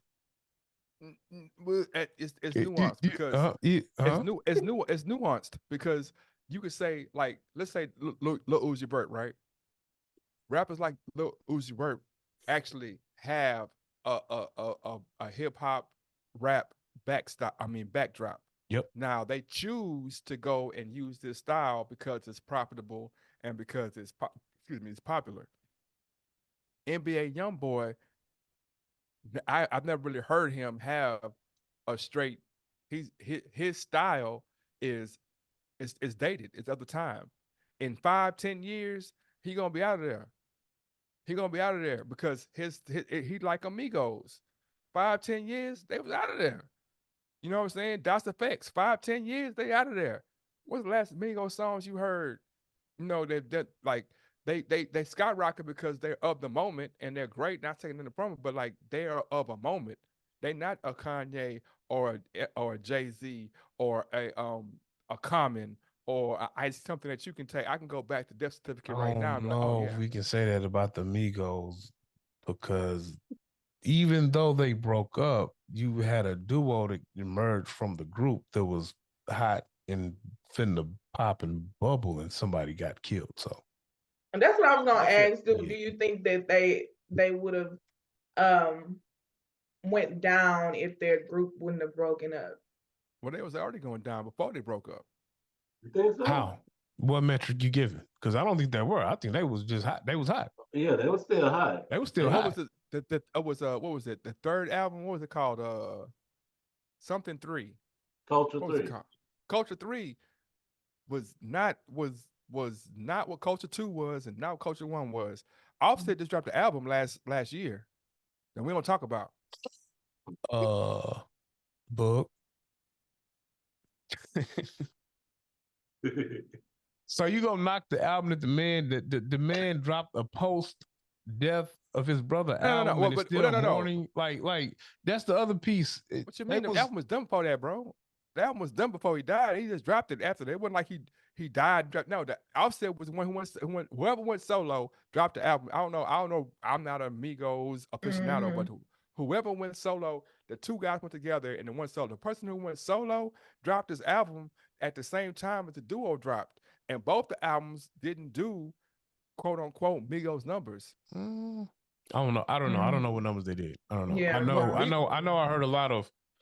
I know. I did hear a lot of dialogue about Offset album. It was nice. He was actually rapping on it. He name had a some. He song. had some good songs on it. I don't I'm listen to the bothering you. shit. I just I'm told playing, you. bro. I'm playing. I just told you what the commentary I heard about it. You know, I I'm don't listen playing. to the Migos like that, bro. Nigga, I you listen name to. I songs try off the to. album. I try to listen to everything that come You name out. a song off the album. I don't like Offset or the Migos, so I'm All telling you, right I ain't then. listen to it. But I listen to. I know. I listen to a bunch of music, right? And I understand how music works, how labels work, how promotions work. Mm-hmm. When Offsets have the album coming on out, Offset's gonna be on every project that comes out before that. Offset was on Freddie Gibbs' album. Offset was on uh not Jeezy album. He was on the DJ Khaled album. Like the labels leverage our artists against themselves and promoting themselves. If you're not hot or if you don't have a buzz, there's no reason to put you on my album. Why I'm gonna put an artist that doesn't have any pull on my album and I'm trying to create a buzz for my album? Like it's a symbiotic relationship. Uh I'll say all that. I mean, Offset album didn't do Migos numbers. It didn't. it didn't do Migos numbers. Like as a non-fan, I can remember Culture One dropping and them having 4 or 5 songs on the radio. As a non-Migos fan, I can remember Culture Two dropping, I'm having 3 or 4 songs on the radio. As a non-Migos fan, I can remember Culture Three dropping, and it's like, what's called it? Them had that, the duo had the one song with the hop in the 16 passenger. They had that song, Mm-hmm. but I mean, it's not hard to really just think about it, like because they're such pop. They're not even rappers at this point. These are pop artists. Cardi B's in the same boat. Like we can say we want to say, but she has one album or 2 albums, One. Right. and One in you the know what I'm mixtape, to saying. be honest with you. Nicki Minaj just dropped Pink Panther 2 or Pink whatever 2, Not Pink Panther. whatever, what I'm saying. Like you can see What it. did she You can do? look and see. You can look and see, what I So, mean? I And Bug, let me ask you a question. yeah, Do you take in consideration when some of these artists are dropping off of their major label that they were on? Like I think when Offset dropped that album, I think he was out of whatever deal that he was in or off the label that he was on. I don't know if he hmm dropped it independent or with a smaller record label, hmm but that's what they're doing. Like same thing with Nicki Minaj. I don't know what label she's on or if it's a label deal, distribution deal, however it is now. But she didn't Atlantic. drop that. I don't think she dropped it on the same label she's been on. I'm not sure. I don't know. And she beefing with Atlantic. So if you're beefing with your label, they're not gonna put the same push behind you that they would have if you weren't. Or if you're just coming off a label deal and now you're trying to go independent, you're not going to get that same push with your project that you did while you were on the major. So yeah, you might not get a song on the radio being played because we know the radio ain't playing songs because that's what people want to hear. They paying songs because that's what they were paid to play. I mean, I can see I can give credence to some of those. I see I see where you're going with that, and I agree to some of it. But in the same breath, uh, we're in a whole new age of music as far as promotion and publicity. Like I'll answer your question by saying Kanye West is #1 in 72 countries. That's Kanye Without West, hold up, but what label he's on? but that's Kanye West. Kanye West, exact. I'm saying Kanye West is literally banned from everything half a year ago. But that's Kanye West. If What does that Kanye mean? West says I'm dropping some shoes tomorrow in a 2-pack, hmm me and Kid Cudi, bro, people are gonna be going crazy and they're gonna go to KanyeWest.com is where you get it from, or what his own platform, and people gonna go Yeah, because it's Kanye West. and Mhm. you don't think that Offset doesn't Cardi have the B and Offset in that same Offset and the Cardi B are not in the same stratosphere when it comes to that with like Kanye West. They're not. They're not on the same planet. They're not on the same level at all. No, they're not. according to jscale.com, jscalo, Cardi B is the ninth most productive artist on Atlantic of all time, behind Skrillex, Sia, Bruno Mars, Lizzo, Ed Sheeran, Aretha Franklin, Led Zeppelin, and Ray Charles. The four there are four people you named that you would put close to the same or on the same level with Kanye. And that was Led Zeppelin, that was Aretha Franklin, that was what was the other one you said? Ray Charles? Uh, Mm-hmm. Ray Charles #1. Yeah. And who was the other person? Led Zeppelin, Ray Charles, um, Bruno Mars, Bruno, no, take Bruno Mars off. Skrillex. Skrillex is a DJ dude, bro. And that's weird. Like them little young kids used to love DJ Skrillex. I don't know why.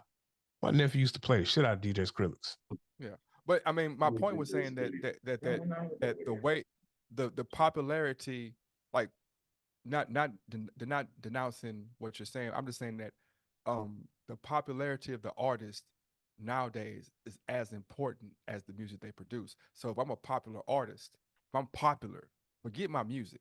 If I'm popular, that 100% translates to me being important to the label because the label's like as popular as you are. we can eat off of you. And Mhm. so and That's and so facts.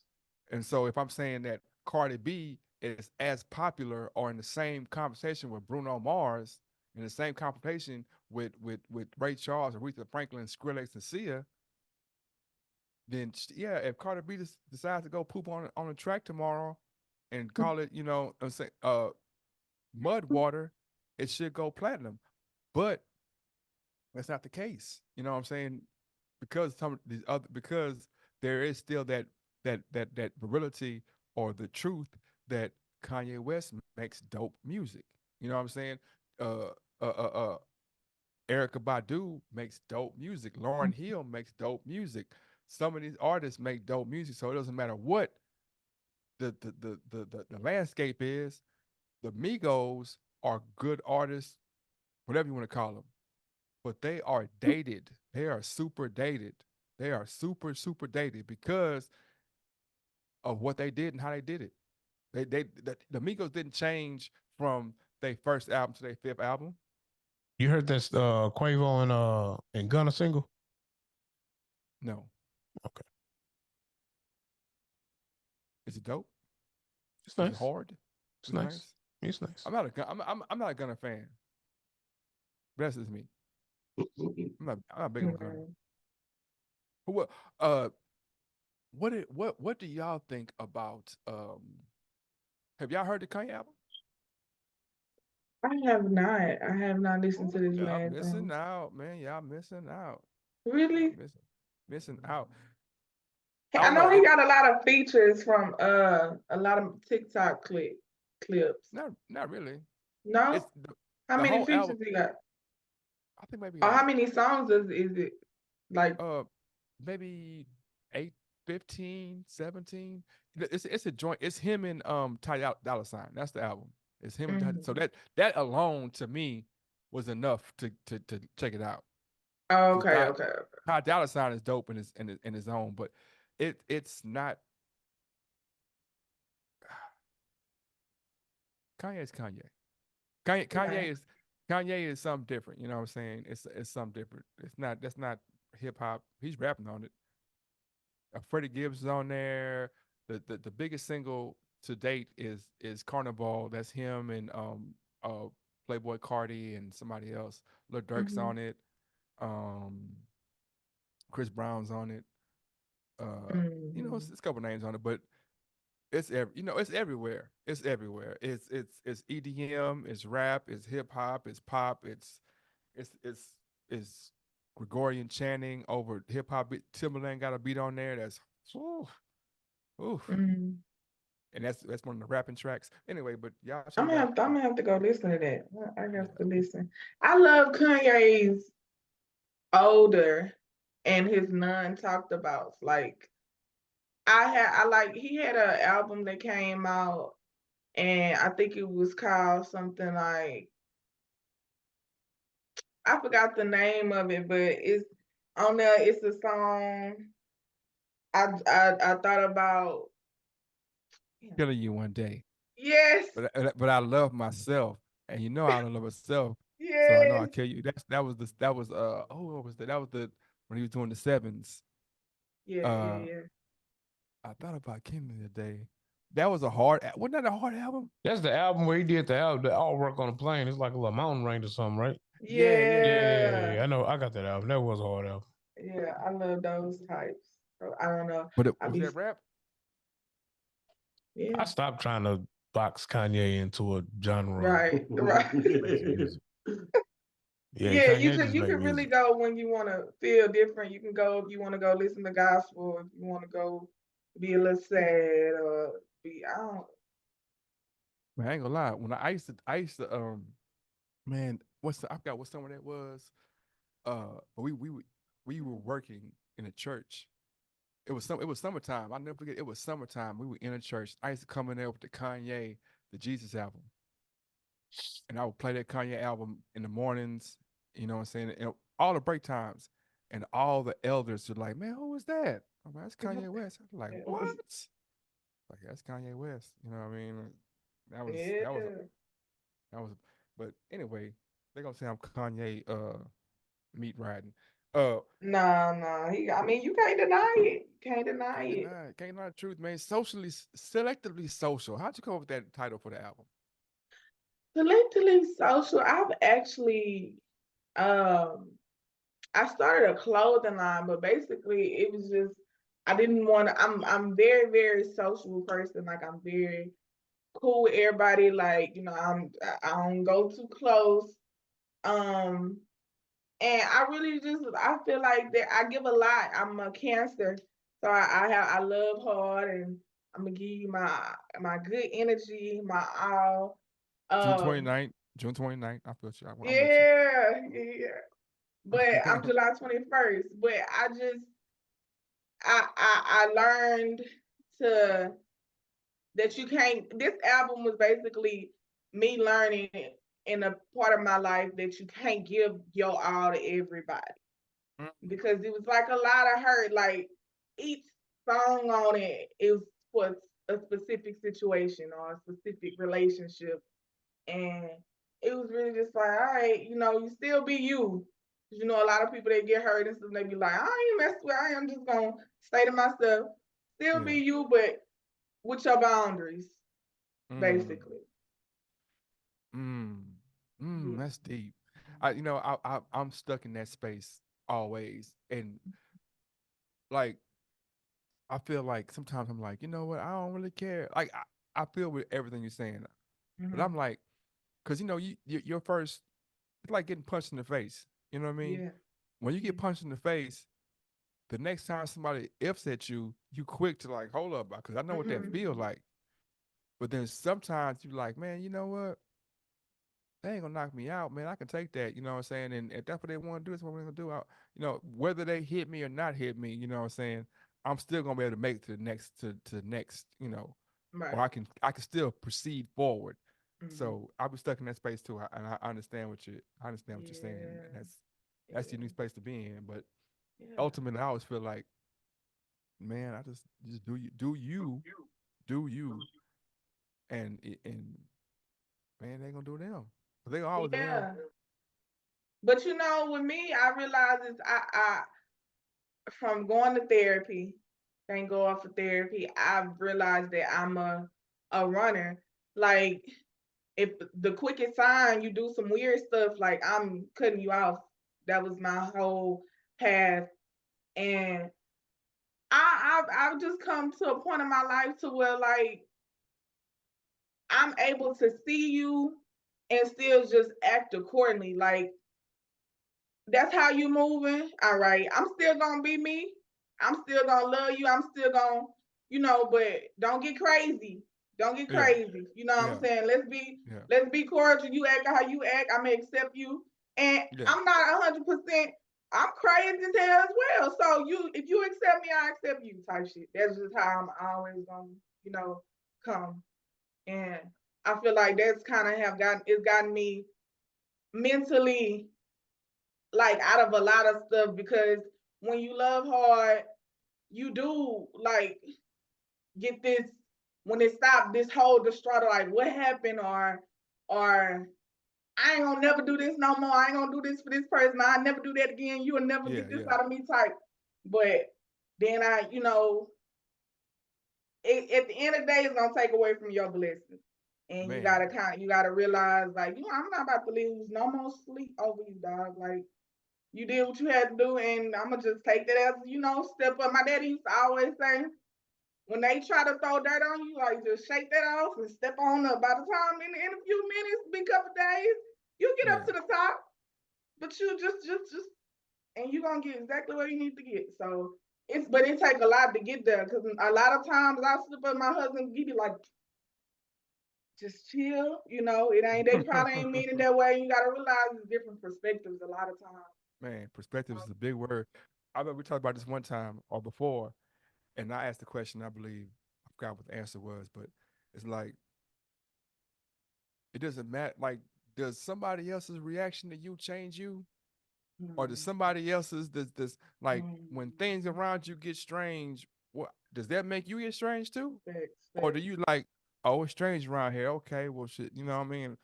That's what Right. they being strange. You know Yeah. what I mean?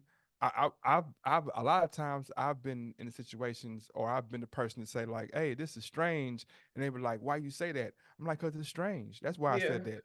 I'm not trying to be funny. I'm not trying to. But this is strange up in here. This is something Mhm. that's odd and abnormal. You know what I'm Mhm. saying? And pretending it's not strange and abnormal makes you be a complacent, or being a sidekick to their strangeness. Yeah. Like, you know what I'm saying? Nah, this is strange. I don't understand what's going on. This is strange. You know, Yeah. and and like you said, being in therapy, going through therapy, being in Mhm. therapeutic situations, it's like, you does it change you, or do Right. you change? You know what I'm saying? Yeah. And And that goes then back after to a the while, individual. you start to realize it's strange to you because that's not what you used to. A lot of times, that's how them people was raised, and that's normal to them. You be looking around like this what y'all do? Like this what was this like? How was your thought process when you did this? But a lot of times they just and they don't know no better. And my daddy used to say that, my mama used to say that all the time. They don't know no better. You be like, nah, they knew what they was doing. They knew exactly what they was doing, but it's a part of learning and growing uh, up and dealing with folk, man. It's I always crazy. try to I ask people all the time, like, what is the level of normality we're dealing with? Like, there has to be a baseline of normality that we're dealing with, and It's the not issue though, becomes bro. I get what you're saying. exactly. I get Right. what But you're it's not. saying. You're right. You're Right, right, but it's bro. not It's though, bro. not. That's the problem, because it's like, bro, if you thinking that if the level of normality you have is to put your hands on somebody, or the level of normality you have is to cuss somebody out, or the level of mortality you have is to close your eyes and walk away, or like, this is not normal. Like, we have to establish some form of normality in every relationship that we have, and however it goes, right? And what ends up happening inadvertently is we establish levels of normality that are abnormal. So your entire relationship that you go through is abnormal, but it's normal to y'all. Everything about it is abnormal. Like, no, y'all shouldn't be fighting every day. Why is y'all throwing hands every day like this? Oh, we just get mad and we fighting, it's over. Well, hold up, let's not fight about this. Somebody has to be the person to be like, you know what, man? You can fight this way. I'm gonna fight this way. But we have the coping mechanisms that we choose a lot of times don't be helping. We'll shut off, or we'll like close our eyes to it, or we'll just fight back harder, or like we don't have coping mechanisms to be like, oh, let's just talk this thing out the whole way, or let's just be at this level until we get to a closing point, right?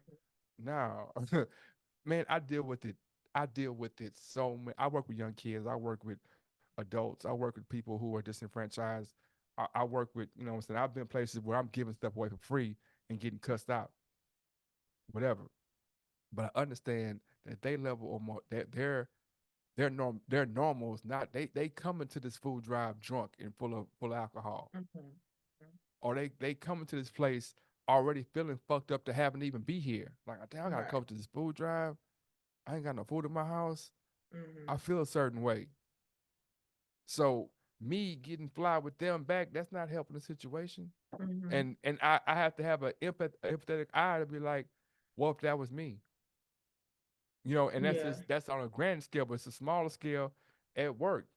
That person might be a cashier, you might be a what you call it, and they might been trying to be the manager for the last 3 years. And you come in as a manager, I got hate for you. Not Mhm. because I hate you, but it's all types of situation. But we Mhm. have to, as people, like, be more empathetic and sympathetic to the Yeah. situations. Yeah. But we not, you know what I'm saying? Because we selfish in America, Yeah. we Yeah. taught to be selfish. How far does my empathy have to go with your disrespect, though? That's my I mean, question. That's what I struggle with because I'm that's a great I'm a question. pretty level-headed, reasonable guy, and I deal with a lot of bullshit. Not from you because you full of shit, but just regular in my life. You know what I'm saying? Especially at work, I deal with a certain amount of BS. But like, yeah, man, if you get too disrespectful, you know what I'm saying? I don't know how empathetic I can be. Oh, that's a great question. I don't know. I don't know the answer. I know You that know, I've it just, I would say it depends on the It situation. does depend. I will let I pretty much will let you get your shit off and walk away because I'm a mature young man these days. But Hmm. I'm also Aries. Uh, I will kill an ant with a bomb and feel bad for the ant. You know what I'm talking about for about 3 seconds and then get mhm. over it and go on by my business. Mhm. That's that's So that's. I mean, I mean, I would say like in different situations, like some you, if you accept somebody to kick you, that's pretty big. Cause I don't know if I'll be able to accept that. I'll try to give a little grace once I understand I haven't thought about it. But like in corporate life, I've been in several situations where people have crossed the line with remarks or actions, and I hmm, let them make it. And then, like on the eighth time, I have to, hey man, come take a walk with me, and let them know, and on a professional level, like hmm, this isn't the route you want to go down. But I say it professionally, right, so I won't get fired. And it's just like, how long do you have to take it? Because if you keep taking it and being empathetic and turning the cheek, a lot of times people look at that as a weakness and then they try to run over you and not respect you. So sometimes you do have to draw a line in the sand of absolutely, respect that you can't absolutely, cross. I do agree absolutely. with Boogie. It can't be violence all the time and things like that. Me and him go back and forth and we curse a lot because that's I Yeah, don't the curse a lot. nature of I our don't curse like you relationship. curse a lot. I don't curse I a mean, lot. you really make me curse a lot, Boog. Like you are a button pusher, and you are the only person who I allow to press buttons. Pause. Everybody else, I just walk away from because I'm not arguing with these niggas. Man, whatever, bro. I that's got love. That's ESPN to love. I go mean, watch. But ultimate, you, ultimately, Big ultimately, love. ultimately, no, ultimately, like I think that I don't know. I don't want to go too deep. Not about me and you, but just period. Like everybody ain't meant to work for people, man. And That's so right. there's a whole entire section of it that you ain't supposed to be working for nobody to begin with. Not I'm just saying people in general.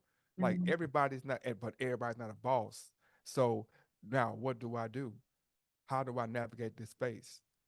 I need to but make but but that's why I say you're right. Everybody can't be a boss. I don't think that, and I think it's levels to it. I think there are times in place. There are times and periods in your life where you have to follow to learn how to lead. Hmm. yeah, Hmm. So Hmm. so you have to be that worker bee before you can be the boss. yeah. Because Right. if everybody was a boss, nobody would be Right. productive because we wouldn't have anybody to work for us. Yes. So Yeah.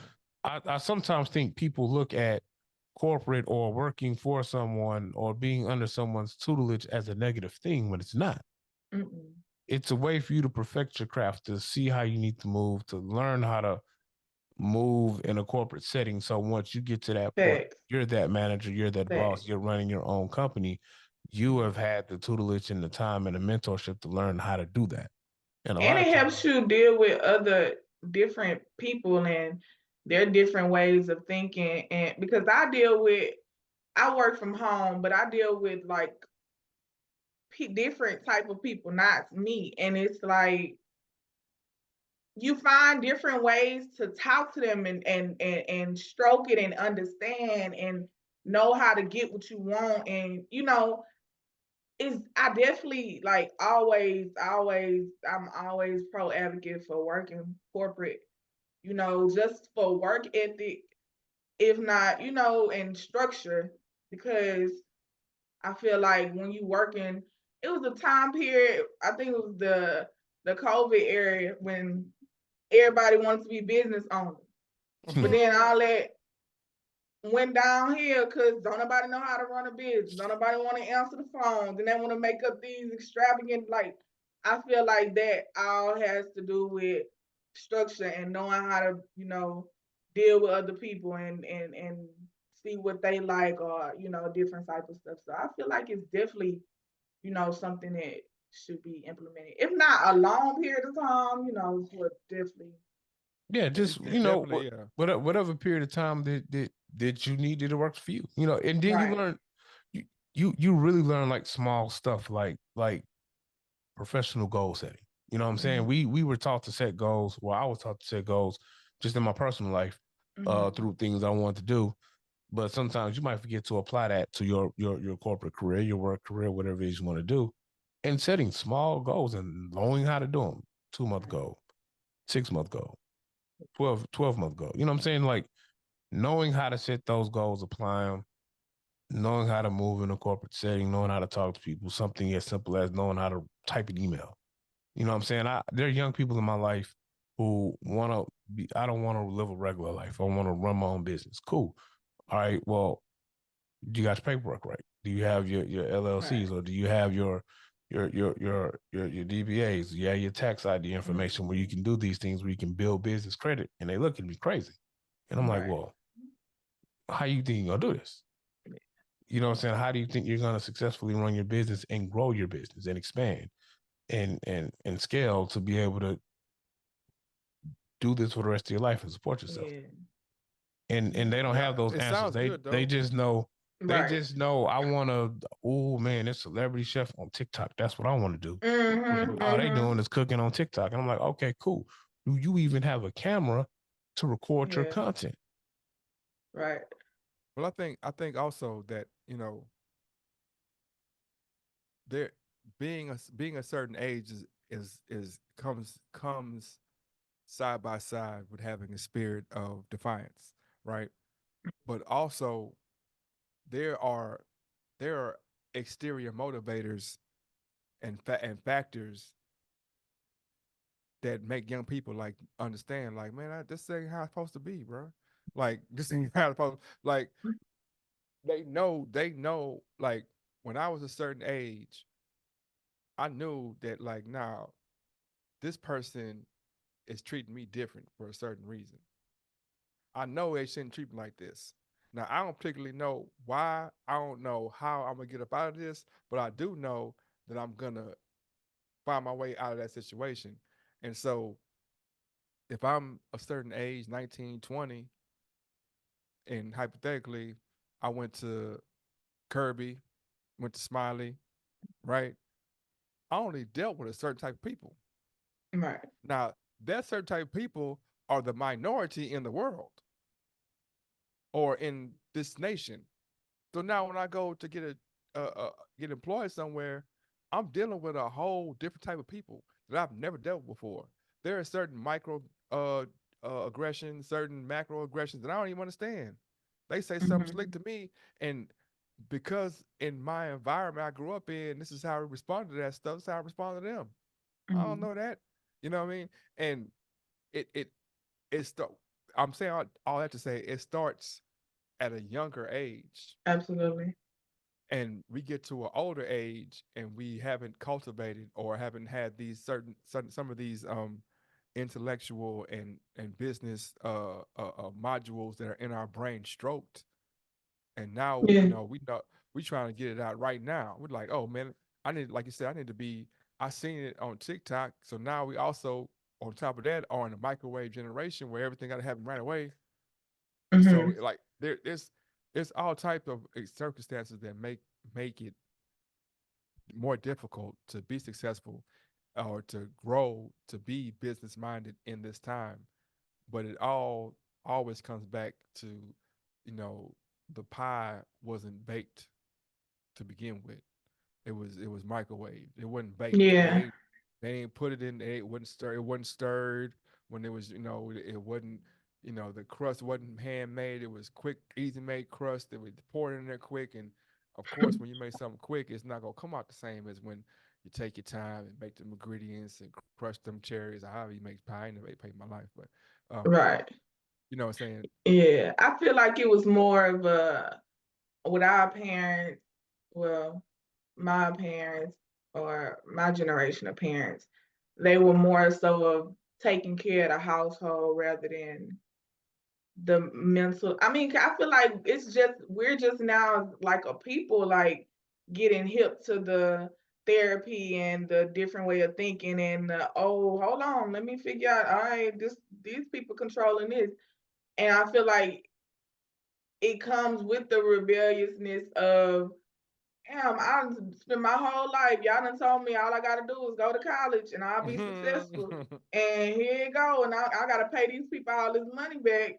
And I'm still on don't know what I'm doing in my life. I feel like a lot of people my age, well, I know in my generation felt that way. So I feel like that's why it's kind of like a, well, hold on, but I mean, it's a blessing and a curse because I feel like our parents had their own demons to deal with. Like we had our own demons to deal with, but it's just increasingly as the world grow and the times grow and it give more technology and all that. I feel like, I mean, the sky's the limit to what can happen, and it's scary sometimes, but Man, let's brighten this up, man. What who who do you want? If I told you today, like, okay, tomorrow I got your EP, I got so and so and so and so that wants to produce to take your EP and reproduce the whole thing. What is a producer that you really, really, really, really mess with that you would want to redo your whole EP? Timberland, Timberland. Timberland, definitely Timberland. I The be one that on had a baby Timberland on there. lives like pick me. Like, yeah. So I'll be in I'll be on there, but definitely Timberland. Like his mindset is crazy. His like I I his I, I skill would, set. I'm a Timberland fan. I'm older than you, so I mean, I remember Hmm. I remember Timberland when he first was producing when he because Timberland and Genuine, Aaliyah, they was all in the Hmm. basement with Devontae and Missy. They was all in the Swing Mob. You know what I Hmm. mean? And so Player, Static Major, uh it's somebody else I'm forgetting. But so if you go back to some of the early Jodeci albums, you'll hear Hmm. Missy on some of them tracks. You'll hear Timberland on some of them tracks. You know what I mean? Hmm. Yeah. I want to say, oh, I don't want to say the wrong track, but there are several Timberland, Tim Mosley tracks. And back in the day, you had CDs, and there Hmm. was no internet was there, but it wasn't like it is now. So you had to go track down. So you might hear a Timberland track on this obscure, what I'm saying, Virginia album over here, or this obscure, and you would hear these like, man, what is that a frog in the back? But Timberland, he one of them ones, man. He one of that. He's Yeah. from Virginia, I believe. I think him, Yeah.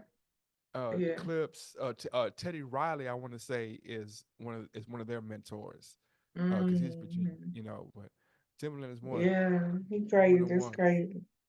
Anybody I, else? Kanye, but that's Oh, like that's like wishful thinking. I His, mean, I he did mean, Chief Keef. He did Chief Keef album. I mean, Step Over. So yeah, like that type of. I'm on like creative, like a different sound. Like you made me do some crazy stuff in the studio. Like yeah. I be wanting. Have you purposely or accidentally crossed genres in some of your music sometimes? Yes, like it's on one of the songs. It's giving rock vibes.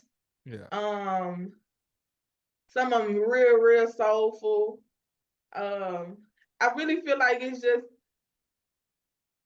my voice at that particular time and how I'm feeling. It's really yeah, like my music really is 100% feeling like it's even times in the studio where producer bass woman he'll be like, do this again.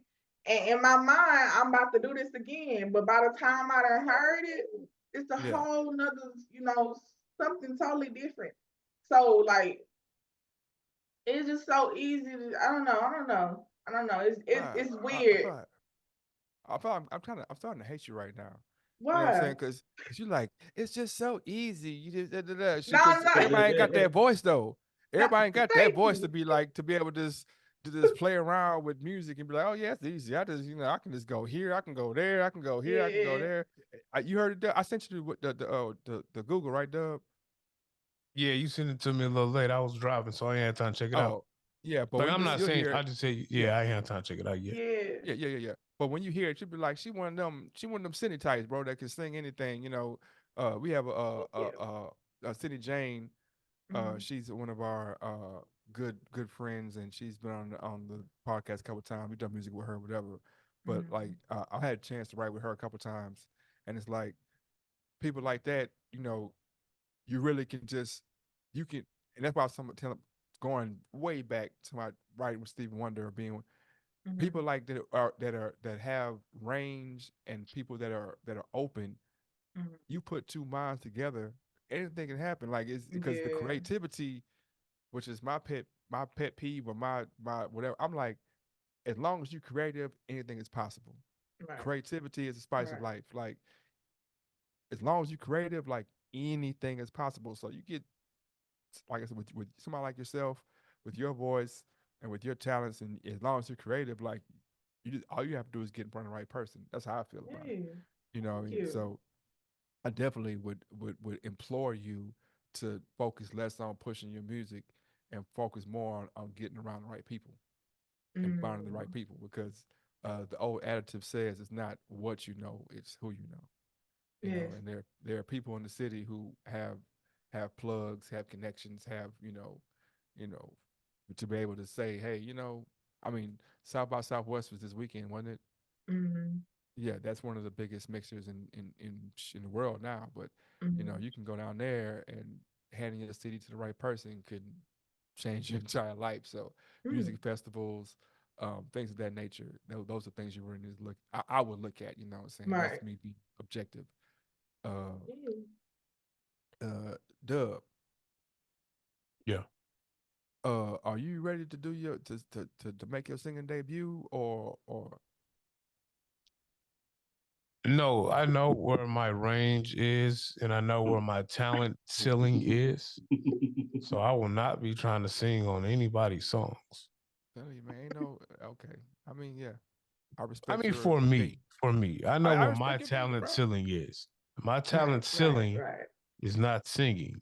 Mm-hmm. Now if you want me to talk about some ratchet shit, Okay. Okay. You ever Gotcha. heard? Y'all ever heard "We Are the World"? Yes. Do you remember? Like, there are like four part. They had a documentary about it. I was thinking this my whole life. My whole life, hearing this song in my mind, I was like, I know that some of these artists were looking at Bob Dylan sideways. I know they was looking at Cyndi Lauper sideways. I knew it, but I just, in my brain, I'm thinking that, but I'm like, whatever. When I seen that, I was like, yeah, man. Like, you sit next to Michael Jackson, you sit next to James Ingram, Tina Turner, Huey Lewis from the Huey Lewis and the News. You think, what's his name from Journey? Uh, I forgot his name, but the lead singer of Journey. These are guys who have world class voices, and you come up to, yeah, that's why I asked you what you planned on doing with Stevie Wonder, Lauren Hill. but I'm way more creative. Or as I'm way Well, first hold off, on. Bob Dylan could be creative. The nigga just can't sing. They put Bob them on Dylan, but now. Bob Dylan wasn't on there because of his vocals or his creativity.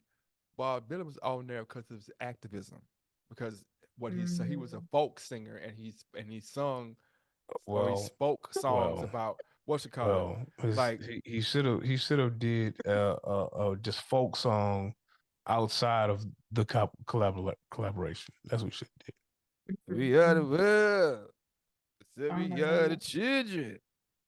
Like, he Yeah, lit he like was on the doc. hard. On the doc, he literally, like, was self conscious about his voice with all these greats. He was like, literally, like, they made everybody leave the Mm. studio so he could do his part, because it was like it was too much for him, and he's kind of a recluse as well. But I'd be Mm-hmm. recluse too if I'm sitting next to, like, man, have you seen The Room? I would have said no. I wouldn't have did that shit. I said I just played a little guitar. Didn't you like play a little guitar, ukulele or something too? Nah, He ain't play no instrument, bro. We Are the World. What part of We Are the World were they playing instruments? I'm not man? talking about We Are the World. I'm talking about Bob Dylan. He played some sort of I instrument, play like guitar. Yeah, I play that's what guitar. I'm Yeah. saying. Okay, Okay. Yeah. then I just would have played the guitar. So I you want to What say, about don't so give you a say it'd guitar have been part? you know, bling bling bling yeah, bling that's all he needed to do. bling He bling. should have gave Ray his, Charles, Stevie Wonder. yeah, he should have Come played the on, guitar on a man. piece. They should have gave him like a little guitar riff solo or something. He shouldn't have sang. Okay, No, man. gotcha. It's, Singing has no boundaries. Singing has no yeah. limitations. You Singing has know, no.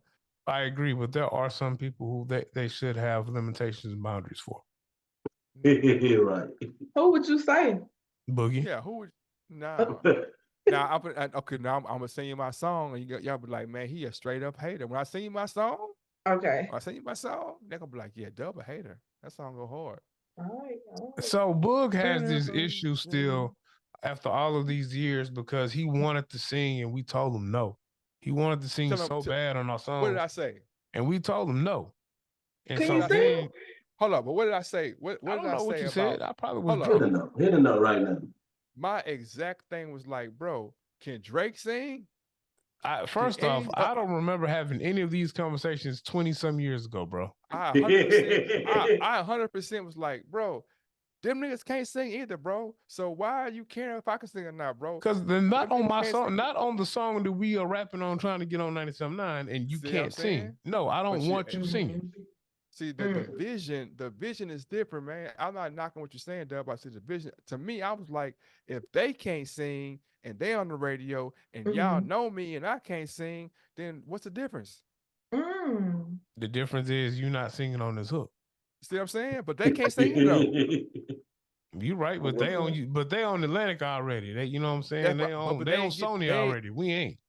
but they didn't get on Sony because they could sing. Yeah, but they got on Sony because somebody paid somebody to get their music in the right hands, and then somebody else paid somebody to put them on radio.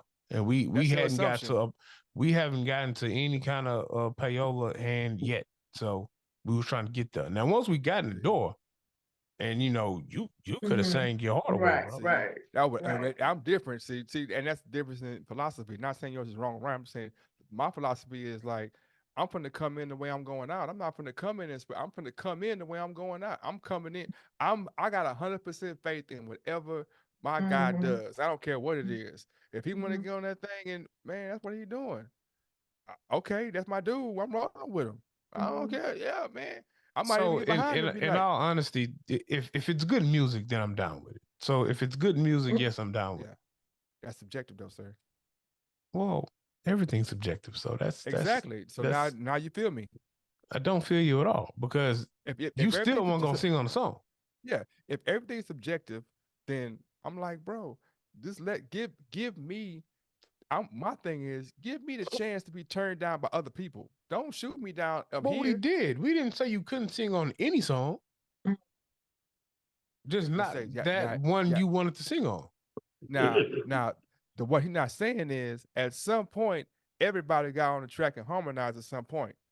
Mm. After telling me no, at some point, everybody was just like, hitting some notes and hitting some hey, how did I'm like, but see, y'all can Mm. sing, y'all can, but then when I try to do it, or when I do it, y'all want to shoot me down, but then the next song, y'all gonna, It also could have been Bug what you were trying to do. Like you might not have really known your range. So instead of harmonizing, Oh, I ain't you got no might have range, really been bro. not got yes, it. you There you do. go.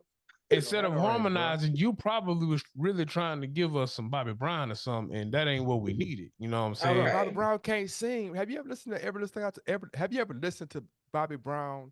Like I listen to music I a don't know, lot. because you've told me that Bobby Brown sang better than somebody else. We've had a Bobby Bobby Brown singing Brown. conversation Can't before. sleep at night. I toss and turn. He was very his voice was he was very coming from his throat now. And when I get kind of my keep it got my house. He wasn't Him, like that's him like now, or you talking about back then? Yeah, he Google talking about Saying, back go, then. I Google think you every might little be stuff I take. you might be exaggerating a little bit, Bug. yeah. Google this. You might be exaggerating a little bit, Bug. Pull up, you go YouTube and listen to every little stuff I take, and you be like, yeah, he wasn't no strong vocalist. He wasn't no strong Uh, vocalist. you He know, you wasn't call strong me like a you would hater, bro. It just might be look it you up. though. Just look it up. Don't Well, believe it's me. Don't subjective believe. though. I can I look it like up and Bobby I might Brown. I like it. think That's he what I'm can saying. hold. Like you said, everything's subjective. You know what I'm talking about? Yeah. It's what your ear like. It's what you like. Cause I down I big fuck crowd. with some Bobby Brown music. I like some And of Bobby his. Brown who, had who, he who are had you to great. critique Bobby Brown anyway? I'm just a person that's having an opinion. That's it. I'm I saying Bobby thought Brown. A I thought we fan. live in a world where too many people are critiquing people's art, and artists shouldn't be up for critique like that, bud. No, I didn't say that. I said that people who don't have who not using anything other than their opinion. What I'm saying is Bobby Brown was not as strong as a vocalist as his contemporaries. He was a personality. Mm, His Mm. personality was bigger. He wasn't the okay, best vocalist. gotcha. I see He Okay, wasn't that. the I best see that. vocalist in New Edition. lead with that. Ricky Gotcha. You should have Bell led was with Gotcha. that. Yeah, Ricky you should have Bell led was with that. stronger. Trespan was stronger. You are correct. Mhm. Johnny Gill was stronger. You are correct. Mhm. So I'm saying, but for some reason, Bobby Brown was put. Well, not for some reason. Bobby Brown pushed it in front. Not saying he's a bad artist. I didn't say it was bad. I'm just saying he wasn't as strong as the revisionist history will tell you. Like Mhm. I can't sleep at night. I toss and turn. I do think he sounded better He than was a that, though. he was a He dan- sounded he was way better dancing, than bro. him, Yeah, though. He I think was he sounded better than that. can't believe Yeah. you come by home. Yeah. Bobby Brown had that energy. He had He that had that energy. Yeah, he had energy. personality. And Yeah. there are some artists that have that. That's not a knock on them. Mhm. You know what I'm saying? Some artists are entertainers. Some artists, Right. y'all gonna Beyonce is not the strongest singer. She's not. She's not the strongest singer. And She they were can like, sing, but no, she's not the strongest yeah, singer. But she can she, sing, but Right. Not the strongest. Not the yeah. strongest. And and and and because of everything outside of her singing, she gets propelled to a level. And then when you say, hey man, Jill Scott's in this world. Right. Fantasia's in this world. Mhm. Uh, uh, uh, Ari Lennox is in this world. You know what I mean? They're Erica Badu is in it. They're a female artists who have catalog, who have songs, who have vocal strength. You know, and they're like Beyonce is it? I'm like, oh, y'all caught up in everything else besides the music I because the would say music it's not. because of the combination with Beyonce. She can sing. She She can has a sing. range. Yeah, But she is an entertainer. She dances. She creates the production, and Beyonce is very talented when it comes to like vocals. Like she can run across the stage while singing a run, like things like that go into, I would say, the greatness, because even though the Jill Scotts and stuff, they can sing down, it's like a talent to be able to run and sing and run and sing vocal like runs and stuff, like how she be doing. Like it's a lot that go into, I would say, that gives her the great title. I feel like she's overhyped a lot. Yeah. But I do feel like she does deserve her title because it ain't no Jill Scott and stuff. Yeah, she put the work in, but I do feel like, I mean she's one of those artists that she she uh she capitalized on all her opportunities. mhm, Uh, you mhm. know, I would admit that, but I'm me personally, this is me personally. This has nothing to do with you. I'd rather sit in a room and listen to Lauren Hill or listen to Jill Right. Scott or listen to Erica Badu Absolutely. than to go to watch her jump across the stage and do backflips. Yeah, Because yeah. for me, music is not a production. Music is a feeling. but I Mhm. And also no, to me, I feel one you. more thing, I also, one more thing. To me, the feeling that she gives the people who love her is less about music and more about a visual and a lifestyle that she projects, not about the music that she's singing. mm, I don't know if To I agree me, with that.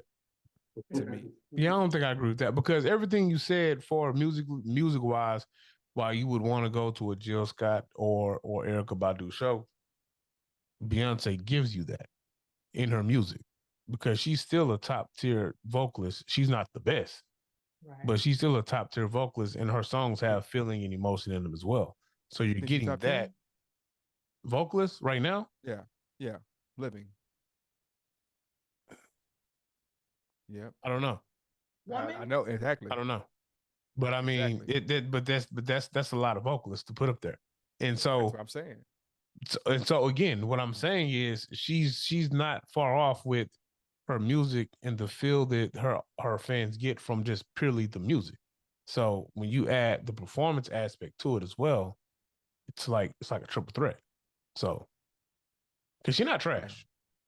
I nobody used the word at all. I'm I didn't saying use that she's word. not. I Yeah. didn't say you did, sir. Did I say Yeah. you Yeah. said she was trash? I just simply said she's not trash. Yeah. So I mean, we're not talking about Trey. We're talking about high tier artists here. I'm she's a saying high that. tier artist. Yeah, but she's a high tier artist. But I'm also saying that, like I said, it's a unique conversation to say, well, she dances, she has a show, and she can do these things while she's singing. But then if I say, well, I'm listening to a song, like for me, what I'm saying is when the radio comes on and or when the song comes on and I'm driving or sitting at my house or laying with my lady or whatever I'm doing, the stage is not there. So now I'm purely locked into this music and what's going on. And what I'm saying is I can pull Mariah Carey songs and I can pull Jill Scott songs and I it's there are many artists I can pull from that I don't need all the icing on the cake to But I get don't. what I need. But I don't think that Miss Deb was saying you need that. Like I think Beyonce is that artist before you even see any of her stage shows or stage presence. She still is that artist. Look, her fan base, females across the world went crazy when Lemonade dropped, bro. Out of nowhere, Lemonade dropped. They went crazy about it and they felt the things that she was singing about on that album without But any kind of visual. but what I'm saying And is that's just one album, bro. You know what I'm talking that's her about? You can fan go, base though. but That's you, her fan Yeah, base. I would say it's because she's more of a speak to women artist, so you probably wouldn't just jam her, you know what I'm saying, if you're not like that type of artist. But like most of her album that she dropped is more of like a women empowerment, like, taking my power back type of deal. Man. But that doesn't necessarily say that every woman loves it. Like, when I want to Yeah. listen to it, I listen to it. I wouldn't necessarily go buy a Beyonce ticket, but I do feel like she is definitely one of the people that a lot of Now, people look but at, because now also that she do. Go ahead, my bad. all her albums weren't like all her albums weren't this women empowerment stuff we've been getting these last couple albums. I mean, when you go back to like the Sasha Fierce album and then the album where she had the I always remember the album by the song because she did the video in backwards. It's called like Me, Myself, and I, something like that. And the Oh whole yeah, video she did it backwards. Like that album, it wasn't just some women empower. It was like some legit R&B. It was kind of fire. You know what I'm saying? So yeah, yeah. yeah, I mean, I'm not saying she doesn't have nice songs and Beyonce to me, Beyonce is the production, bro.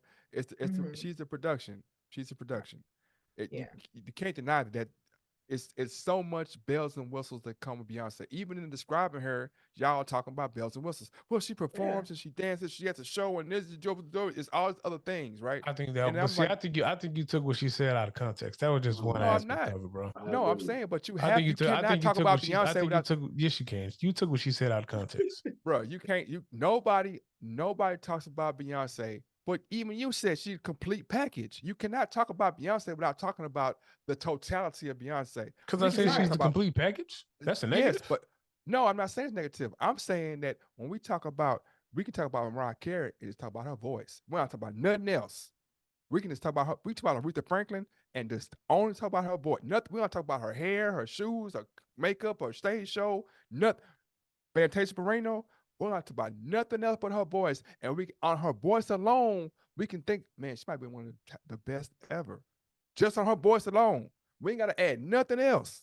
If I'm talking about Erica Badu, we talk about the uniqueness and the strongness of her voice. We ain't gotta talk about nothing else.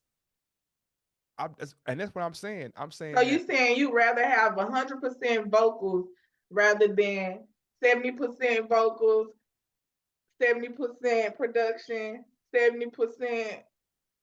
that's just me personally. And I'm not saying Gotcha, that's gotcha. I'm not saying it's good or bad. I'm just saying Right, right, right. that's me personally. And I'm also saying that when people describe her, you can't. That's part of her. That's part of her essence. That's part of her pull.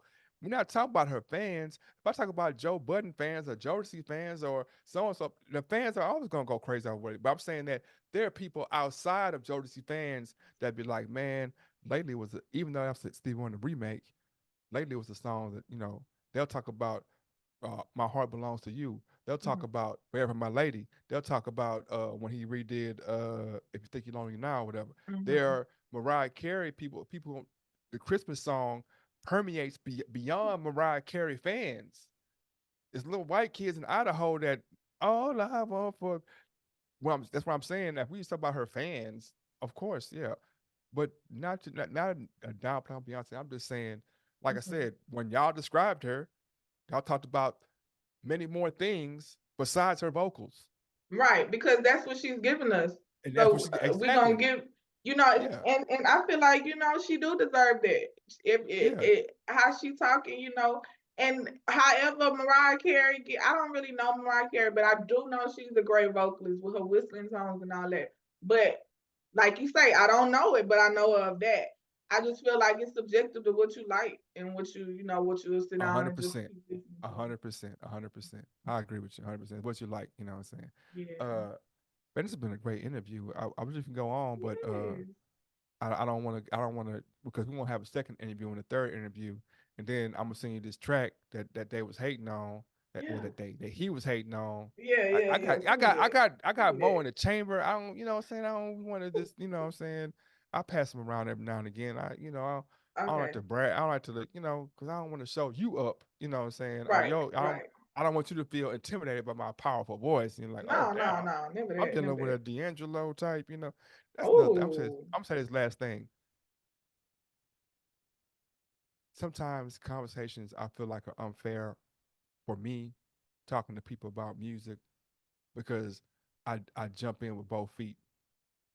I'm an information whore. So I jump in both feet. So like people will tell you about this. I'm like, but you ain't even heard D'Angelo and the Vanguard. You ain't even heard uh uh uh uh uh uh Black uh, Messiah? uh say what? The Black Messiah? Oh yeah, oh my God. Yeah, stop You it know, playing. Stop. Come on now. but and I'm not saying y'all have. I'm saying talk to people. And they're like, this album Yeah. was critically. This was what didn't it win an Oscar or a Grammy? Something. These are Grammy winning albums, right? There's a certain part of sectional music or not. Yeah, sectional people like I don't listen to this stuff that comes Hmm. through this channel. Now this Frank, we ain't talked about Frank Ocean. Right. You know what I'm saying? Yeah. We ain't talked about Pink. I mean, it's Yeah. certain it's and when you say right here in the bond, won't even talk about it right here in the bond. We don't talk about Tank. Like there are Hmm. certain artists that Facts. that that that that that that are as big or bigger. That's why I said the Yeah. Beyonce thing. Why I harp on that is because she's great. Right. Nothing, but there are artists that are out right now who are Absolutely.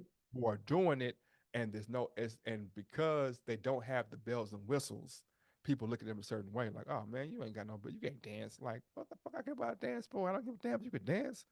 I don't give a shit if you could do a Perrier when you singing. That's not why I turned on. That's why I didn't. Yeah, man, that's just me though. That's just me. Hmm. You know what I'm saying? So, And you it know, could be the financials that they have behind them. If they don't have the funds to push it on, if I don't have the money to put it on no commercial, then I can only do what I can do. And a lot of I noticed that a lot of artists, like you say, they don't want to be so worried about pushing and pushing and pushing, especially if they're the only one. So I definitely you, get it. I definitely you pushing understand. and it used to be you were throwing your art against the wall to see what it would stick, but now you're Hmm. throwing a tic tac to a well because there's so many outlets, there's so many Oh, different outlets, man. it is so many. So the the the the only logical answer is to be strategic about where you put your music. You know what I mean? Right. There's a thing coming down the pipeline. Yeezy's like the third or fourth person, but it's really like direct to consumer, direct to consumer. Mhm. You know what I mean? Uh, who is that? Was it Slipknot or was it? I think it was Slipknot. One of those rock bands a couple years ago. They did something where they just put their album up on their site and said you can pay what you want to for it. dollar, a Mm. penny, whatever, right? And I mean they might not have made the $20 per CD they usually make, but there's nobody else in between there Right. dictating, you know what I mean? Yeah. And it sounds greater for established artists, but in the same breath as a Mm-hmm. to really be grassroots and to really be, you know, yeah, man, it's $5 or whatever you want to pay. You know what I'm saying? Like, and I'm not going through Spotify because Spotify is gonna make what they make, and I'm getting pennies. However it shake out, I'm getting pennies. Yeah. You know what I'm saying? I'm getting pennies regardless. So, Yeah. and I'm empowering them because we're followers, we're sheep. Got Mm-hmm. me a title, got me a Spotify, got me a so and so. Mm-hmm. Oh, you ain't on title? You ain't on Spotify, man. You ain't. You know what I'm saying? Bro, they raping me. Man. I spent Yeah. I spent 3 grand on this album, man. I gotta sell 100,000 to make $20. That don't make sense. Yeah. Definitely not doing it for the money. Definitely can't do it for the money if you Yeah, yeah, yeah, shit. yeah. You be in Man, this has now. been a great conversation, man. I've Yeah. been thinking to myself, we talked about this about having segments and having recurring guests, and we have weekly talks. So in the next couple of weeks or next couple of months, we have a entrepreneur, the Pocket Mm. USA. He did a couple of things with us. Well, he did something with us, and we're talking about talking with him once a week. And I think it'll be great to have you on once a week. You can kind of Yeah. keep us. We can video blog it. You can go through your journey. You know what I'm I'm with saying? You it. can tell the people how great this song I sent you is. You know what I mean? Yes. Yes. I'm with it. I love it. I'm with it. You know what I'm saying? It's been I gotta find the amazing. right version though. Let's see which one I got.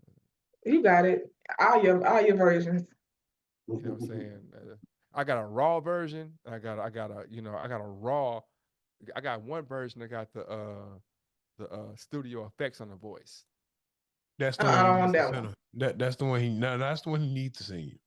I got I got now I've had people tell me, Oh shit. like I like the raw version, you know what I'm saying? Because you can hear the Yeah. diaphragm, you know what I'm saying? You can Everything. hear Yeah. me and you could talk about singing, you know what I'm saying? I know what the guy over there, but me and you could talk about, I know, Yeah, nigga, I you know don't what I'm sing. saying? Yeah.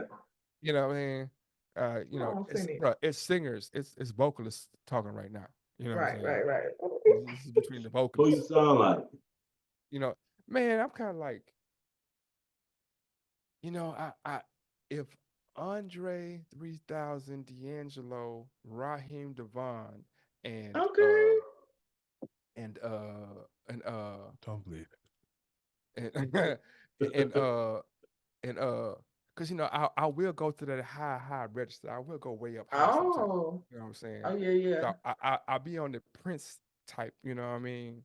You hit the Maxwell on? I don't go as high as Maxwell because I Oh, feel like I okay. might poop on myself. But I do, and I drop down low sometimes. I drop down low a bit. You Mm. know what I'm saying? I come Very. down low, Okay. but I like to fluctuate in that. Kind of like in the Joseph McVeigh range. You know what I'm saying? I might float around that area a little bit. You know what I'm saying? And the Oh, But you who? not got a as lot. the Joseph McVeigh. Oh, that's what I thought you said. Yeah, you Yeah, see yeah. how he really didn't give you a straight answer? It's a lot. It's a lot. Because I'm everywhere, bro. I'm versatile. I'm excited to hear. You know what I'm saying? I ain't gonna hear too Okay. much. I don't hear too much. That's just a little bit. You know what I'm saying? I don't want to give you too much. I can give you some Luther too. You heard that? See you want to be? See you want to be? I don't. I'm gonna stop. I'm gonna stop. I'm gonna stop, man. Because Thank I you. hear. No. I can hear them. The people throwing pens at the window. Is he singing? Oh, But yeah, no. Miss Dope Yeah. Deb, give the people your socials and everything. Well, yeah, your socials, where they can get with you, where they can get with your music and all that. Yes, my social Instagram is at dope DOPE Deb DEBB. That is my YouTube, and that's all I have right now. DOPE DEBB. Oh, I have And a Snapchat. oh yeah, DOPEDEBB. and if you need a video shot, that guy with the red tourniquet on. What's that? The red. He has some video production stuff he does. So It's when I called a saw you hoodie, did, bro. I didn't know what it was, man. I can't. I don't I know if you mean, was it's on your red. Muslim. You see the drawstrings. You see the hood right here, Really? bro. You might Like be on your Muslim stuff today, man. I don't know, bro. I I don't know. I keep ain't see chill it on out, your waist. man. Chill out, I Really? keep chill out. You know what I'm talking I about? didn't know what you was going. I You might be mean, on. don't get me speaking the teachings of the Honorable Minister Louis Farrakhan on this podcast, Come okay? on now. Come on. See, because Plymouth Rock, we landed on Plymouth. It landed on us. You Now see, you're making a mockery. if the people know what the people do, then people wouldn't do what people know. I should have been in the nation, man. I could have made some money. That's the only reason why you want to be in the nation to make some money. No, I mean I might do some good things, but Boy, I ain't tell nothing, you, ain't wrong with you ain't would nothing have to wrong with stop making some dying. money. You would have to stop putting the Beijing in your beard, though. Who said I put Beijing in my beard, dog? I do. How you know I ain't just pull out my grades? Nah, that's a lot of grades, bro. How you know how many grades I got, bro? You count my grades? I do not. Actually, I don't. That's what I'm saying. So I could have like this 12. I mean, I don't know how many you got, man. That's between you and your female, bro. I mean, I could just have been eating right and my grades went away. Dr. Sebi, man, Dr. Sebi, I might have went Dr. Sebi's little camp, got some information, drank some turmeric and glue or something, and all my grades went away. You You know what ain't I'm you saying? ain't been gone long enough to do that, bro. All I gotta do is read a book. It's on the You said internet, you was man. gonna go to his camp. You ain't been gone long enough to go to camp to go to Well, Dr. Sebi's resort. I could have read a book about it and be like, oh, what? All I gotta do is Oh, drink turmeric with my because if you go eggshells. to the resort, man, it's like a whole thing. You got to bathe in like the little holy waters they got there, bro. They got like a meal plan set up for you, meditation, teachings, all of that. You know what I'm talking about? I like chicken too much. Mm. All I like right. chicken. Oh. Got a Well, wing right here waiting. it was Waiting on me right here, boy. I enjoyed having you on, Ms. Dell. We'll definitely get you on again. Thank y'all so much for having me. It's been Will so do. I cool. will check out the project as well. This has been another, Yes. yes, ma'am. Yes, ma'am. This has been another riveting episode of the 16 Shots Podcast with Young James Boogie. Boogie, you are crazy. And y'all dub. Let it be known that Dub said And that Ms. Roy Jones Jr. was a defensive fighter. Yeah, he gonna bring that shit up for the next 3 weeks. Cause see, that's Yeah, because that's that's what he crazy. do. If I say something that he don't like, now when he says shit I disagree with all the time. And I just choose not to bring old shit back up because that's not the kind of guy I am. This Mhm. dude here though, if you say something he don't agree with, he gonna bring it up for the next 4 weeks. And then if he It's think outlandish, he bro. right, if he think he right and you was wrong, he gonna text you the next day and then try to bring it up. But then if he wrong, you ain't gonna hear He don't shit want to about talk it. about it no more. Never Oh again. no, You don't hear nothing that's not about it true ever at all. again. That's That's not true. 1000% true. You don't hear nothing about it ever again. It's like it's Bro, I'm crickets wrong Yeah. all over the there. time, bro. It's I'm like wrong all the time. crickets over there. You know what I'm talking about? See, that's That's the the But council for you. I love my brother though. You know what I'm talking about? I love him. Even He's a though creator. he says that I'm a narrative creator, he swears that everything that wrong happens is my fault because I said something. I don't know what this guy be having going on. You know what I'm talking about? But it's all good. But Okay, that means it's All gonna I be good. said, Miss Deb, was tell us. just remember you said that. Hush, That's hush, all I said. hush. That's You all I hush. said. I'm talking to Miss Deb. Hush. Miss Deb, tell us the name of your project one more time and where our audience can find it. Yes, it is named Selectively Social, and you can find it on Apple Music, on Spotify, YouTube, any major streaming title, Facebook, all of that. There you go. Selective Social. Find it everywhere you get your streaming from Tidal, Apple Music, Spotify. Where you got yours from, Book? Title. Yeah, I'm gonna go put it in my slow jams playlist. I might be a little bit Yes. of more than just slow jams, but I'm throwing it in my playlist in a little while. You know what I'm talking about? All right, I let me like know how you what your got deep favorite. when you said that. Let I me like know. how So you. what's your favorite I'm gonna song put it in Let me my. know your I'm gonna favorite. put it in my slow jams. I ain't like that part, bro. Man, you can't be as Wait, smooth as me, bro. You know what I'm talking about? I mean, I I like how you still did got a because you like. hairline, homie. You like, why is it? See, I ain't gonna say nothing. I ain't gonna say nothing. I ain't gonna say what I'm gonna say. But go ahead, go ahead. Say, man, say I'm what not you want to saying say. you said Like all these like we things. spoke about earlier, bro. You have the I freedom haven't to said say whatever anything, you want to say. but I haven't said Just anything know that disparaging my about you the response entire I haven't said anything I didn't say disparaging nothing about disparaging about you either. you. Talking about you wear your Beijing, you ain't got no hairline. You know I what I'm saying? said The what? truth, No, the you truth do comes have out, man. Well, you do have The truth Beijing, and you comes don't out. have a hairline. I just told the truth. I told The the truth. truth comes out. But All right. well, the truth is visible. You do not have a hairline anymore. So okay, yeah, you win. I got you. Unless the unless you truth, go rock the, one of your man units again, because you know you will put a man unit on. the truth comes out. The truth comes out. You say one thing, but then you do something different. What did I say? Well, I ain't, whoa. Those some accusations, bro. What are you trying to say? What have I done differently? I'm just saying that you say that I'm a person that does X, Y, Z, but when What is it's the time. XYZ though? You got to be specific. Oh, If you you say tell that me I I said don't something. admit when I'm wrong and I'm just all this kind of stuff, but then you like, man, are we talking about beards right now? Are we talking about beards? What we talking about beards? Anybody talk about beards? We who brought that up? I What are you didn't. talking about? What are you talking about? We was talking about beards. What are you talking about? Now, you the one brought up beards in Beijing. We wasn't talking about facial hair. What we? It was We a was talking about joke. hairlines. Oh, so now you talking being about sensitive hairlines? tonight. It was a joke, I'm bro. not. Now you being sensitive. I'm sensitive. I'm just saying that you said something, but you're I showing didn't know that what we was talking about. I just said that. Oh, I okay. said something about you got to stop putting the Beijing in your beard, bro. Oh yeah, I know. So what the fuck are you trying to? What point are you making? I'm lost. I'm not making no points. I would love the punchline though. Ain't no punchline, man. I was just making it. I was just Yeah, that's what I thought. All right, so it's been another riveting episode of the 16 Shots Podcast. Young James Boogie. James Boogie, you are crazy. And AR Dub. Good night. With our special guest, Miss Deb. Y'all have a nice Thank night. y'all so much. All right. Bye. All right. peace.